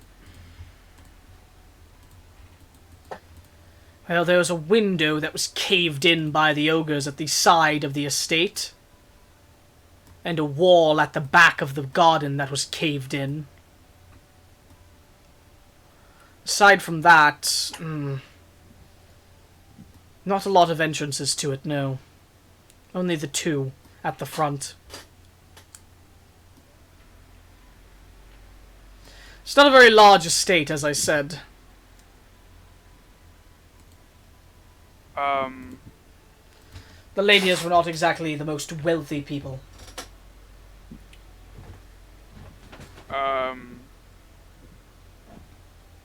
Besides the judge, who else was still there? Do you know of any other? I don't know of any other survivors. I don't even know if the judge survived. I departed as soon as I realized it was a lost cause. And that the town would likely be the next target. We have to clear out all of them anyways. So if there are any survivors, without needing a list, we should come upon them. Perhaps some of the children survived. They can get into smaller places where the ogres can't reach. But that would also be just me. wanting that to be true. Are there any small or hidden corridors in the estate? Not that I would know of. I'm not the type who could fit in them. Were there any secret in the wall corridors that your lord used? No, like I said, it's not too expensive of an estate. We didn't have any secret corridors, anything like that. Perhaps if we did, it could have avoided this. You would have been able to escape more readily. Makes sense. Well, we were recommended, looking to the rest of the party members, we were recommended to rest the evening, and I have to agree, before we go to deal with this. As well, we could then do some shopping in the morning before we go. There's an arcanum. Yes. There's an arcanum, no enchanta, before anyone asks. And honestly, I'm sure Isaac would perhaps be willing to, or not, I'm sure, I hope Isaac would be willing to join me in looking for a potential bookshop. That sounds very exciting. Oh, good luck there. There's not going to be a bookshop in town. If you're going to the Arcanum, that's the most likely place you'll be able to get any sort of book. Twice the reason to go there, then. So Wiz handed out a key to each of you except for Astrid, because Astrid's outside. So all of you have your key. Wiz, you do not see Astrid inside. You may have seen her stepped outside. I'd leave that up to you or up to Astrid if she was trying to be sneaky stepping out. She was being sneaky. Okay, so you might have saw her step outside. But you gave everyone else the key. And he'd step outside looking for Astrid. You can find her. She's just outside on the porch, right? Yep, she didn't go far. Okay, she's just outside playing her violin. He would just wordlessly hand her a key, just kind of absent-mindedly, and then walk away. Astrid, if you think you'd notice, you would receive the key. Yeah, she noticed. Okay, so you take the key. And then head back inside, Wiz? Yeah. He's gonna go upstairs to his room. Okay. Are you going to do anything, Astrid, after that? How long have I been out here? Maybe about 15 minutes. Then another 15. Okay. As you're outside playing, back to the table then. As Wiz, you head upstairs, though, and you go to your room. As you find, entering, the keys are labeled, so you have room number 3. As you enter into the room, you find a rather nice-looking room, not as nice as the Padfoot Inn's room, with a small single bed. I say small, but it's big for you. It's a basic room. It has a drawer, it has a wardrobe, it has a single table with a chair and a rug. What color is the rug? Who knows? So you doing anything in the room, Riz, or are you just gonna head to bed? Well, he just heads to bed. Okay. As Riz heads to bed. Fair enough. The table. I'm going. Mm-hmm. Go ahead. Go ahead. No, go ahead, Ben. Silas is just going to say, well, if there's any other information that you think is important for us to know that you think of, I'm going to be just outside the front door briefly. Not that I can think of off the top of my head. Just, careful in that vault. There's a lot of weird things in there. Any items that do anything negative upon touching them? I wouldn't know. They haven't asked me to do any exorcisms or removing of curses. I just know that, there are strange things in there. Well, thank you for that. And Silas is going to go outside to where he saw Astrid go, hoping to find the music. Okay, you find Astrid outside. Just sit down, not like right next to her, but in the vicinity. Okay. Hope you don't mind listening to pair of ears. I doubt you'll understand what I'm saying anyway. What language are you saying things in? The violin. Oh, Just okay. playing the violin. Gotcha. I enjoyed listening to it before resting the other day, so I hoped to do the same. I'm always willing to have an audience if you'd like. So I just nod his head and kind of cross his legs and just sit there quietly and listen. Okay. As you sit there quietly and listen. Pull out shit. Name of the book. Which one? You have The several. one that I've already been reading but didn't finish reading. The Winter one that has the Winter Remembrance in it. Yes. The one that you're almost done with but haven't read again yet. Yeah. You had a bit left of it. I don't remember exactly how long. The Raven Queen and Winter Remembrance. That was the name of the book. Just had to look back at my old journal. But, yep, I'm just reading for that while I listen. Yeah, you have 8 out of the 12 hours you need finished for it. Yep. I'll even if she stops, I'm going to be reading for at least 1 hour before I go to my room. Okay. So you'll get you'll be at 9 out of 12. Okay. With the slower pace. Okay. As you do that, Astrid, you're going to play for 15 minutes and then... Then she'll bid Silas good night and go inside. I'll nod to her and just keep reading. You going to go to bed upstairs or... Who's downstairs still? Well, then I have to go back for a bit. So what are you all doing at the table after Silas leaves? I'll rewind for a bit.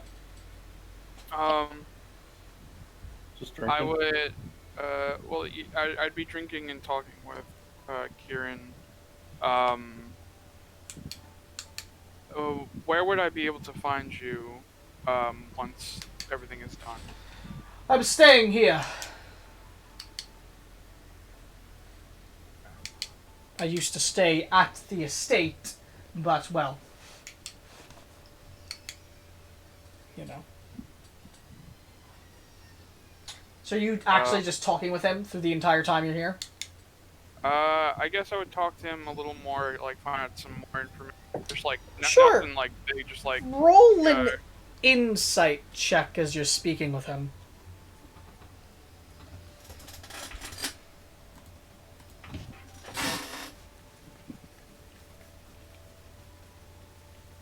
I have something that gives me more. If you do, go tell me what it is.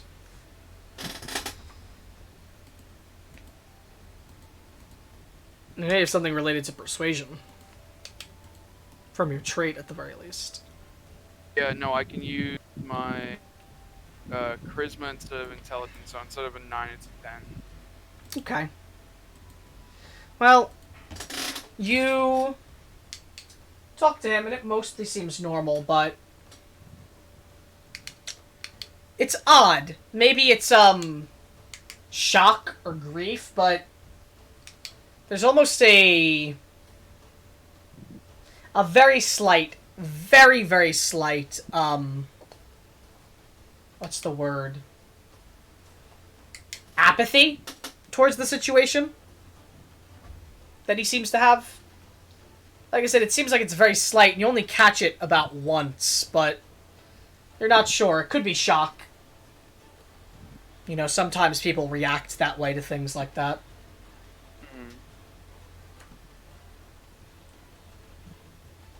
A lack of apathy to the situation. No, he has. There's an apathy toward it.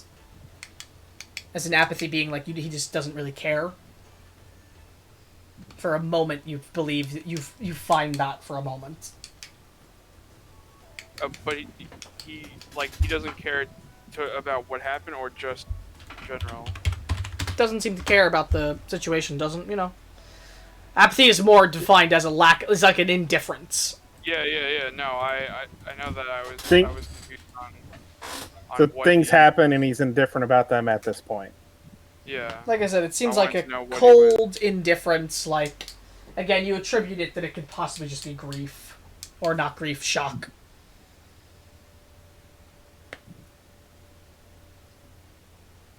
All right. So then I guess once I'm talking to him, because it's kind of late, I would head up to bed then. How long would you stay downstairs before going to bed? I guess like about well, what time did we get there? It's later in the night. It's like 12. I would say well, that's what the current time is. It's 12 a.m. That'd probably like 12:15, and then head out. So you're waiting 15 minutes. Yeah. Beryl, what are you doing, and how long are you staying downstairs? Just finishing my drink, spending time. I would definitely, I would. Would it be made apparent at any point that the dancing and the music and everything was linked directly to the death of the Lord? I mean, yes. Yeah. It was said it was said by the guard captain that they're likely celebrating at the bar right now. Right, okay. And then also, if you asked what it was, they probably at least Kieran would have likely told you, or the bartender would have told you. Okay. So she probably really wants to dance, but she won't. Okay. Knowing that it's, kind of weird. Yeah. Okay. And she would just go to bed around the same time that everybody else does. You good? Isaac, what are you doing? Isaac will attempt to make small talk with Josie, and when that goes nowhere, he will turn to Kieran. And go right ahead. I go right ahead. We already roleplayed it. I know. I saw. Okay.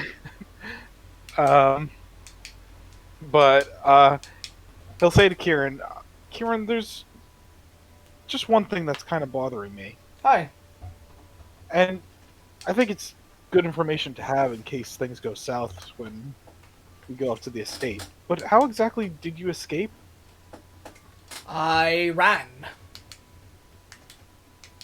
But aren't you sworn to protect even in the worst case scenario? Let me ask you this question. Is it better to protect in a situation where you know you're going to die and have it be your last protection? Or to live another day and protect more people, knowing that with your life you can do more? I suppose the latter. I mean, I know the latter. He looks to you and you say, I ran when I had to do, simply because I knew that I could do more good in town protecting the people here, if they came upon the town. Can I roll an insight check? Absolutely.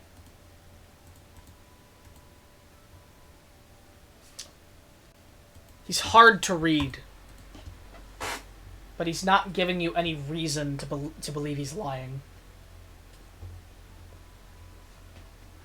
No, your judgment was fair. I guess this is unfair of me, but I guess stereotype of paladins being somewhat of brave fools. You're looking for Bahamut paladins there. Not us folk here at Erithus. We know the value that one life can have for a later scenario.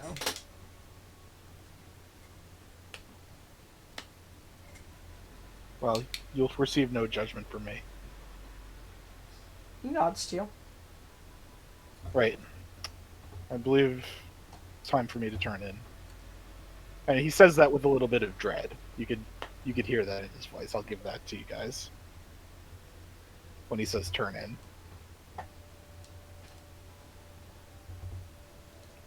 Hope you'll sleep well then, friend. I hope so too. And he'll depart to his room. Okay. Josie, what are you doing? Well, after the disastrous beverage conversation.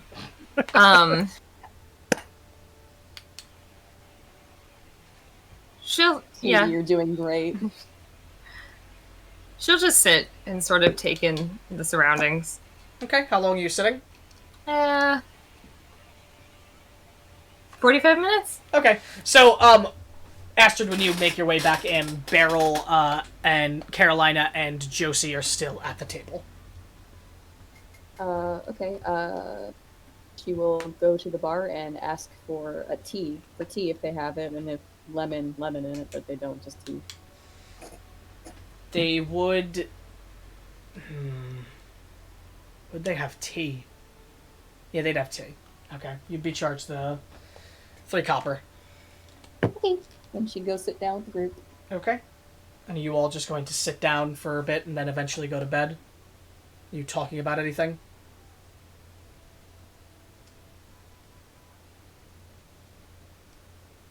I don't think I've got anything. No. Okay. So, should I just assume that everyone goes to bed eventually? Yeah. Okay. So, all of you head up the stairs and call it in for the night. As that is where we're going to call session. With you all calling it in for the night. What?